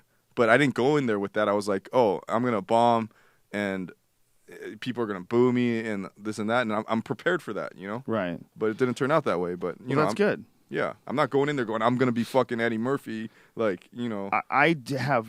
never discouraged someone who wants to actually be a mixed martial artist. I've never discoured anyone who wants to I'm actually not even going to learn mixed martial arts. I'm going to do taekwondo. I've never tried to discourage anybody who wants to do something dangerous, but I just always say, if you're going to do it, remove as many variables as possible. Right. There's always variables in a live fight. Right. You don't know. You could get hit by the first punch and your just lights go out. Right. Or, weird injuries, weird things can happen. But you got to be as prepared as possible in order to be smart about it. That's what I would say. And most fighters retire around what age anyways? It's completely different. I mean, here's an interesting thing. Bernard Hopkins, it's interesting because it never existed before. Bernard Hopkins is the oldest champion ever. How old and is he's he? the light heavyweight champion today. He's 48. And he's amazing. Right. He's still outboxing the shit out of people and doing it like it's a thing of beauty. I mean, he's a fucking artisan in there. He has a craft. It's just like playing a guitar or being a painter. He's got a craft. He's an artist at it. Right. He knows how to minimize the amount of damage he takes. He very rarely gets hit. And he knows how to box the fucking ears off these young whippersnappers. But he's 48. That's awesome. But he takes care of himself. Right. He's eating right. Right. He's working out on a regular basis. He never allows himself to get out of shape. He's been fighting forever, and he's got these skills developed over a long period of time. He treats it serious. Yeah. If I did this shit, I would treat it totally serious. Okay. I wouldn't go in there fat. I would train my ass off. For how long? If you I don't know, how long would you want? A year? If you could do a year, you could get a lot done. Yeah. But you would have to make sure that you were matched up ethically. That someone is really a nice person. Matches you up with another guy who's, at least you have a chance. Right. I know you say you want to go against a bigger guy. Just someone your size. All right, fine. Yoshi. Why would you say that? They're friends. That'd be a great fight. Fuck.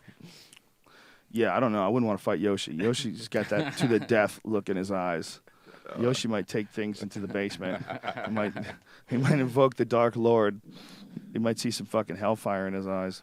Oh, man. I get sensitive about the one issue. I don't like to preach, but there's one issue that I get sensitive about, and that's the frivolization, if that's a word. I'm not frivolizing head it. impact. I'm not frivolizing that. Like Joe, I'm telling you, like I'm prepared to get hurt. I know that shit. I know I might break something or I might get knocked out unconscious. Like I know that. I'm not like saying, yeah, it's gonna be fine, whatever. You know, I'm not frivolizing at all. I understand. You're just willing to take that risk. You're in this world. I thought you'd be a good guy to talk to about this. Yeah. Well, if you are really going to dedicate yourself to it and you want to do it as an experience, I think a year is a good amount of time. It's just something that in the same way I started thinking about maybe adopting a kid, I just thought also maybe I should fight. I would say go with a fight first. That seems like less of a commitment. Right. If you get fucked up, hopefully a body shot, somebody hooks you to the liver, you just tap out immediately. I'm just going to stick with the hermaphrodites. What if you get a hermaphrodite pregnant? I mean, it's very likely she could still get pregnant. Then the baby could suck the dick on the way out. We should. Oh, dude, how dare you? How dare you? Let's look that up. Can a hermaphrodite get pregnant? Hermaphrodite. Well, I mean, if I was I think most hermaphrodites, the dick is above their vagina, right? And I think it's inside. I think it's inside, and I think it's just like half the size, and it really doesn't like even if it gets hard, it's not like a dick. It just looks like a little. I think it's not functional either. Like it doesn't. No. See, I wouldn't mind that if the girl's cool and shit. You can, it'd be cute. You can rub her little pussy boner and be fun. There's a porn star that has huge clitoris. I can't remember her name. But, like, the dudes in the pornos always suck her clit like it's a little penis. Oh, yeah. Okay, here's the question. Okay. Here's the questions answered. Surveys suggest that functioning ovaries are fairly common in the intersexed. Pregnancy and birth don't happen often, but they happen. Functioning testes are rarer, but again, not completely unknown. Functioning ovaries and functioning testes, however, plus functioning everything else, I suppose I could propose one far-fetched scenario where it could possibly happen, but as a practical matter, it's not. Get out, it says. So it's what they're basically saying is that there's variables. Right, same reason why there's a hermaphrodite in the first place is because of this weird variation. Right. There's a bunch of different levels of that variation. It only makes sense. I mean, if you think about people are not the same. We're all different. We all look different. Right. We're all shaped different. We're all different sizes. It just makes sense that we would have variations as far as our genitalia go. Does she have a period, or does she just fart? Great question. That's Brian. another one you should have not said. So you just run those through the internet first. Before she told me the punchline, Jesus. I really enjoyed this last month thinking I was gay. I really did. I was like... That's not a punchline, dude. That's a fucking excuse. It's not a punchline. Do you understand? You're trying to rationalize that that's a punchline. This woman's got a dick up there. It's okay, though. Well, it's just a joke. She's the greatest comedian ever. LOL. RFLMAO. Ladies, if you're listening, it's a fantastic joke to pull on your dude. Just tell them that you used to be a guy or that there's an extra piece. Yeah, what if the dude jumps right off a fucking cliff and you're like, I was joking! That's why it's a next level joke. It's a next level joke. It's not next level. Dude, you're thinking incorrectly. And, yeah, I mean... my mom is also like, she came to Mexico for the show, and she's just letting me know, my mom had 3 children, me, both my brothers, I'm in the middle. We're all in our late 30s now. No one's married. And do you think that's a rebound from the strict Korean way of being raised? Me and all my brothers are weird. We're like weird people. Always have been. Yeah. Like all of our cousins, they're all happily married, have kids, they have normal lives. Like I tell them my stories and they're like, Dave's weird. Uncle Dave's, he's, Right, but aren't they weird too?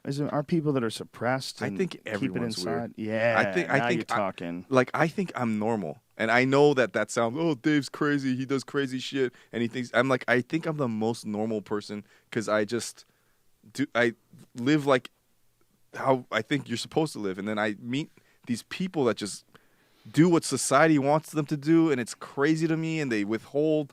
They live like fucking pussies. Well, human beings are pattern followers. We're naturally pattern followers. Right. And we naturally follow successful patterns of behavior because those have been proven to be effective. So all of our concerns and issues and insecurities sort of get ironed out in advance by other people that are successful. Right.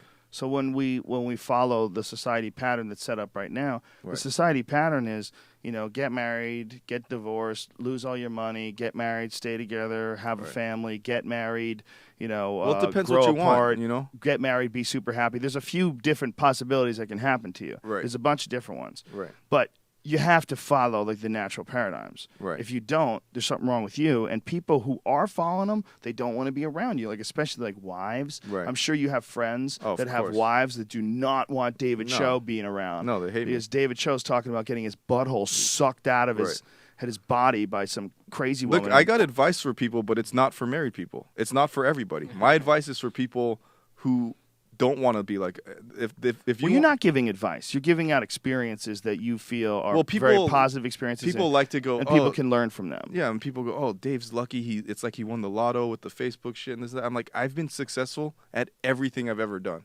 I've made tons of money doing art, gambling. It's like, oh, so that was all luck. For people who don't know what the Facebook thing is, just in a nutshell, just spell it out real quick. That was something that I learned from gambling that I brought over. I had just gotten out of prison. And a guy named Sean Parker, who started Napster, he was 23 or 24 at the time. Maybe he was 26. But he was in his young 20s, and he'd already started a couple multi-million-dollar companies, none that really made any money.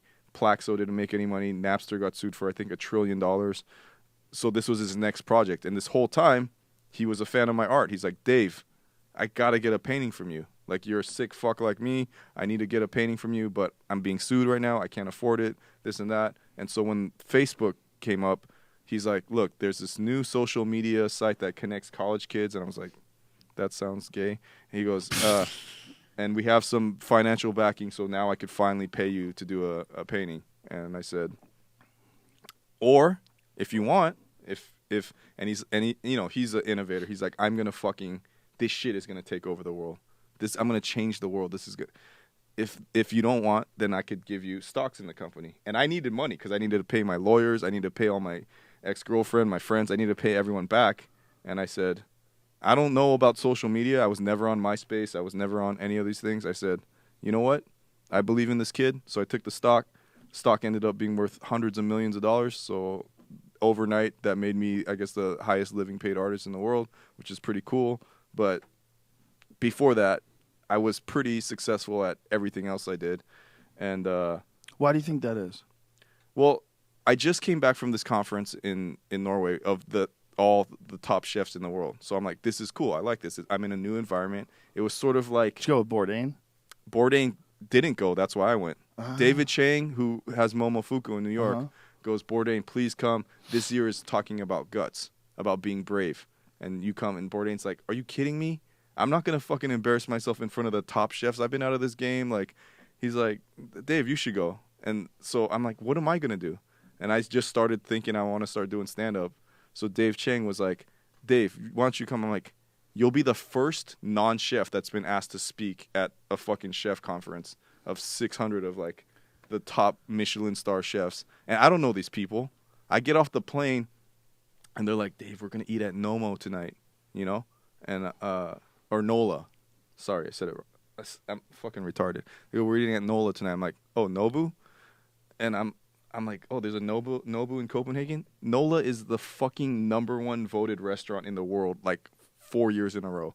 Like, it's like an eating experience you've never... The guy that runs Nola, Rene, is a fucking, like, Picasso of the cooking world. I mean, just insane, like he'll put this in front of you, and you're like, what is this? And it's like, this is a rock that I just shit with food that you would never believe.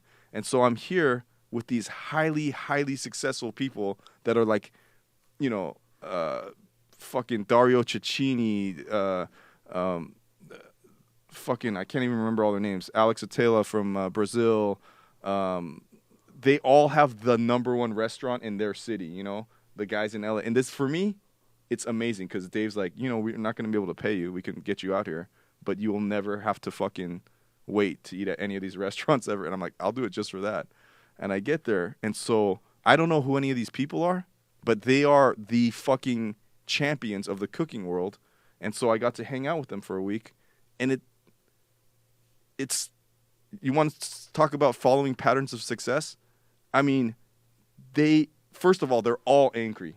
Like, an insane amounts of, like, this is the way you run a restaurant. And why? They challenge everything. They are fucking brave. They fucking went for it. Like, everyone said a restaurant is going to fail. The chances of a restaurant staying in business is not that good. and who's gonna want to eat a fucking taco that has Korean meat? Like they're challenging the norm. They're challenging society, and they're all crazy. Challenging society with tacos.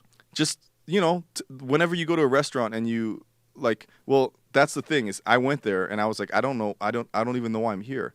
So these guys are talking about. What do you mean? You're there to eat? No, it was about next level food, like how to. It was serious. Right. It's like what food is doing to. You mean the conference? The whole conference, yeah. Okay, I thought you meant the restaurant. Oh well, the restaurant was to eat, but then the whole conference was like, the fucking shitty food we're serving in public schools. Like a guy a speaker there was from Somalia. His restaurant had been blown up like 3 times, and he keeps opening it. So it was about all these. It was sort of like on a serious topic, like the state of food right now with overpopulation and what that's doing to create like dark snow and just I'm like, what the fuck am I doing here, And it was super serious, and they're covering like real issues about food and the world and this and that, and then I just went on stage and started talking about how everything makes me shit.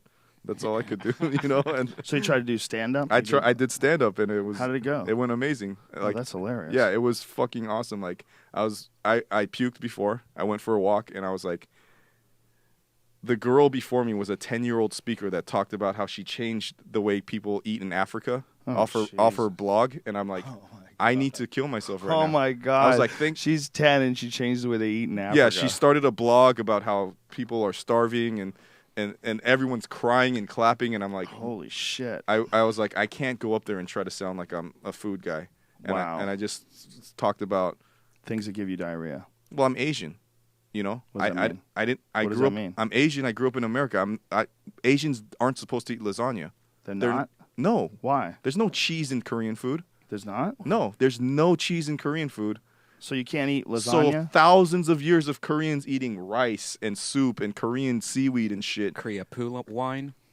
They come to America. What did you say, Brian? Korean poo wine. What is that? It's something in Korea that's a medicine. Vice did a thing on it. Really? Where they take the poo of a 7-year-old child. Oh, come on. Yep. And they actually had a reporter from Vice that had to take it, and I felt so bad for her. She was so nice about it. And she drank the poo wine? Yeah. I don't know about Korea. I don't want to see this. Poo wine, I'll but basically, cut that off, dude. There's no, all this shit that's part of American diet, like hamburgers, spaghetti, tacos, all this shit. This is all new, This is all new. So your genetics are not set up for cheese. So so my entire life I've had irritable bowel syndrome. Wow. My whole life, a part of anxiety is I'm going to go talk to Joe right now live for, I don't know, an hour, 2 hours, whatever. If I'm getting nervous, I have to shit. Like, I'm going to make this guy live cut the thing, so I have to run. So that gives me more anxiety, and that adds to the puking. So did you cut dairy out of your diet? I love lasagna. Oh. I can't stop, So that's just your decision. You love lasagna more than you love not shitting yourself. I love comics the same way you love comics. Okay. But I grew up reading, like, Calvin and Hobbes. I started with the funnies, the newspaper, like Garfield, Calvin and Hobbes, right, all that shit. And so I was obsessed with Garfield, like eating lasagna. I'm like, why does this cat eat lasagna? Because I'm an Asian kid eating rice and fucking kimchi. I forgot about Garfield eating lasagna. I don't know I don't even know how to pronounce it. Lasagna, So lasagna. I'm like, and I don't know what it is. It's like a exotic foreign white people food thing. And then my aunt brings it one day, and we eat the shit out of it. And I'm like, no wonder Garfield loves it, because it's cheesy and it's got tomato sauce. And what does it do? It explodes out of my ass. It's like poison to me. I can't eat this shit. I can't eat dairy. I'm lactose intolerant. But it tastes so good. There's nothing in Korean food that tastes close to that. I mean, we have other delicious treats, but nothing like that. So I'm like, look. But you were really willing to take that just for the delicious taste. You're willing to just shit yourself. I do it even today now. I mean, I've had irritable bowel syndrome, so I've always looked it up on WebMD and shit like that. There's no known like cause for it, but they think it's most likely stress. So. But wouldn't it be dietary? Well, it's a combination. I have the IBS from like the nonstop stress, and then also the dietary part of it. So yeah, I cut down a little bit on the dairy, But the stress part, a lot of it came from the gambling, from taking all these insane chances. Like, I'll tell you, like, oh, I'm going to fight some crazy killer and I might get my shit kicked in, whatever. Like, I'm cool, like, out here, but inside I'm like, oh, my God, you know? Or we're going to send you to interview some Somali pirates and they might chop your head off, you know? Cool, God no damn, problem. dude. But inside, I'm just shitting. I'm just a fucking mess. So I internalize it. So as I've eliminated less stress from my life, the IBS has gotten better, you know? Jesus, man. So that's what I did my whole act on. And you know, one of my friends, Harris Whittles, who writes for Eastbound and Down, he does stand-up too. And I said, dude, I'm what the fuck do I talk about? And he goes, anytime you do stand-up, like, it's a fucking cheap shot. It's a no-brainer. Shit stories always kills, you know? So I went up and and it did. Like, the people there were like, I was like, oh, that food you guys serve me makes me shit. And, you know, I turned it around. I ended up talking about, you know, how I'm in a different practice than them. But, you know, if you want to be successful, if you're not focused in life is to be like a family person, but if you want to be the absolute best of whatever your field is, then you have to take chances. You can't be a pussy. You can't be a follower. You can't follow. You have to break constantly and challenge yourself and challenge the way everything is. You have to question things, and it's scary because no one else has done it. So shitting yourself? You're That questioning and challenging yourself? Well, that is the joke part, but when it was at its worst, I didn't leave the house. Wow, that's so crazy. This I is can't believe you kept that diet up. This was my day. Well, it wasn't just the diet. It wasn't just it. Well, how much of a variation did you give your diet? Did you ever cut out gluten? Did you ever cut out dairy, everything, and just try to eat like nothing but meat and vegetables? I've done every different kind of, like, I've tried. Nothing helps? You know, I did just protein stuff. I've done different stuff, but at the end of the day, it's always the stress that gets to me, you know? What stress? I feel like I'm in therapy here. Well, I've been in jail a lot of times, which means I did a lot of bad things.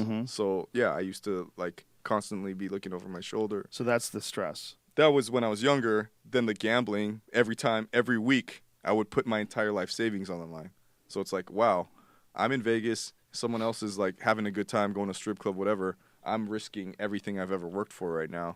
That creates stress. Wow. You know? And how do you deal with that today? Well, I don't gamble anymore. That just couldn't take it anymore.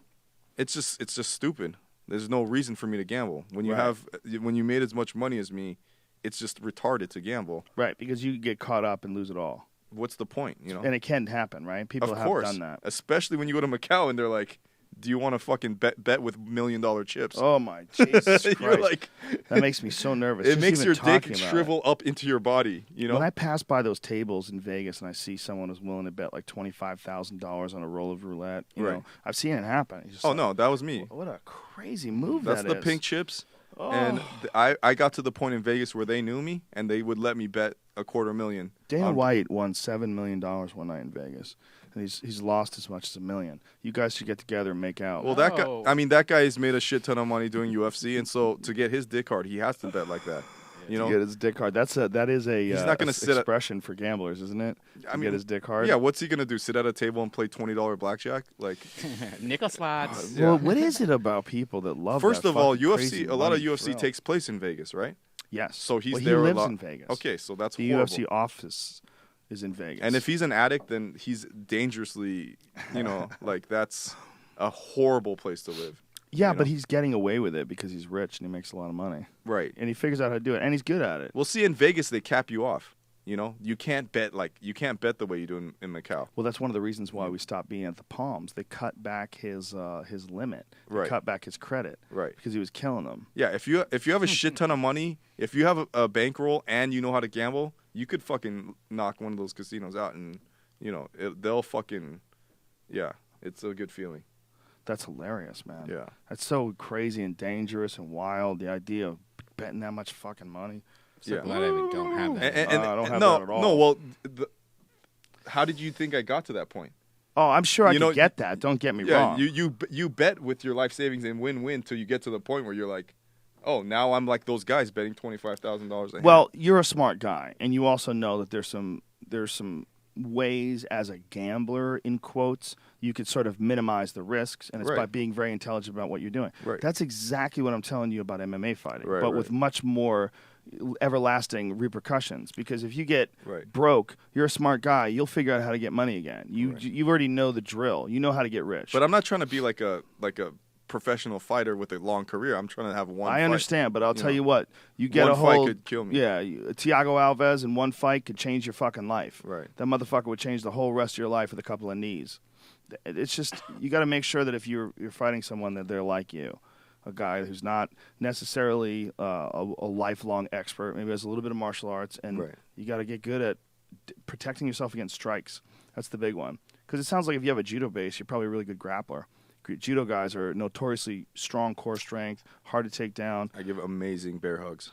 But the striking is a totally different thing. I have no striking. Dude will set you up, fake you out, and drop a fucking bomb on your noodle. Right. And you're not going to like it. I have a weak chin. I'll get knocked the fuck out.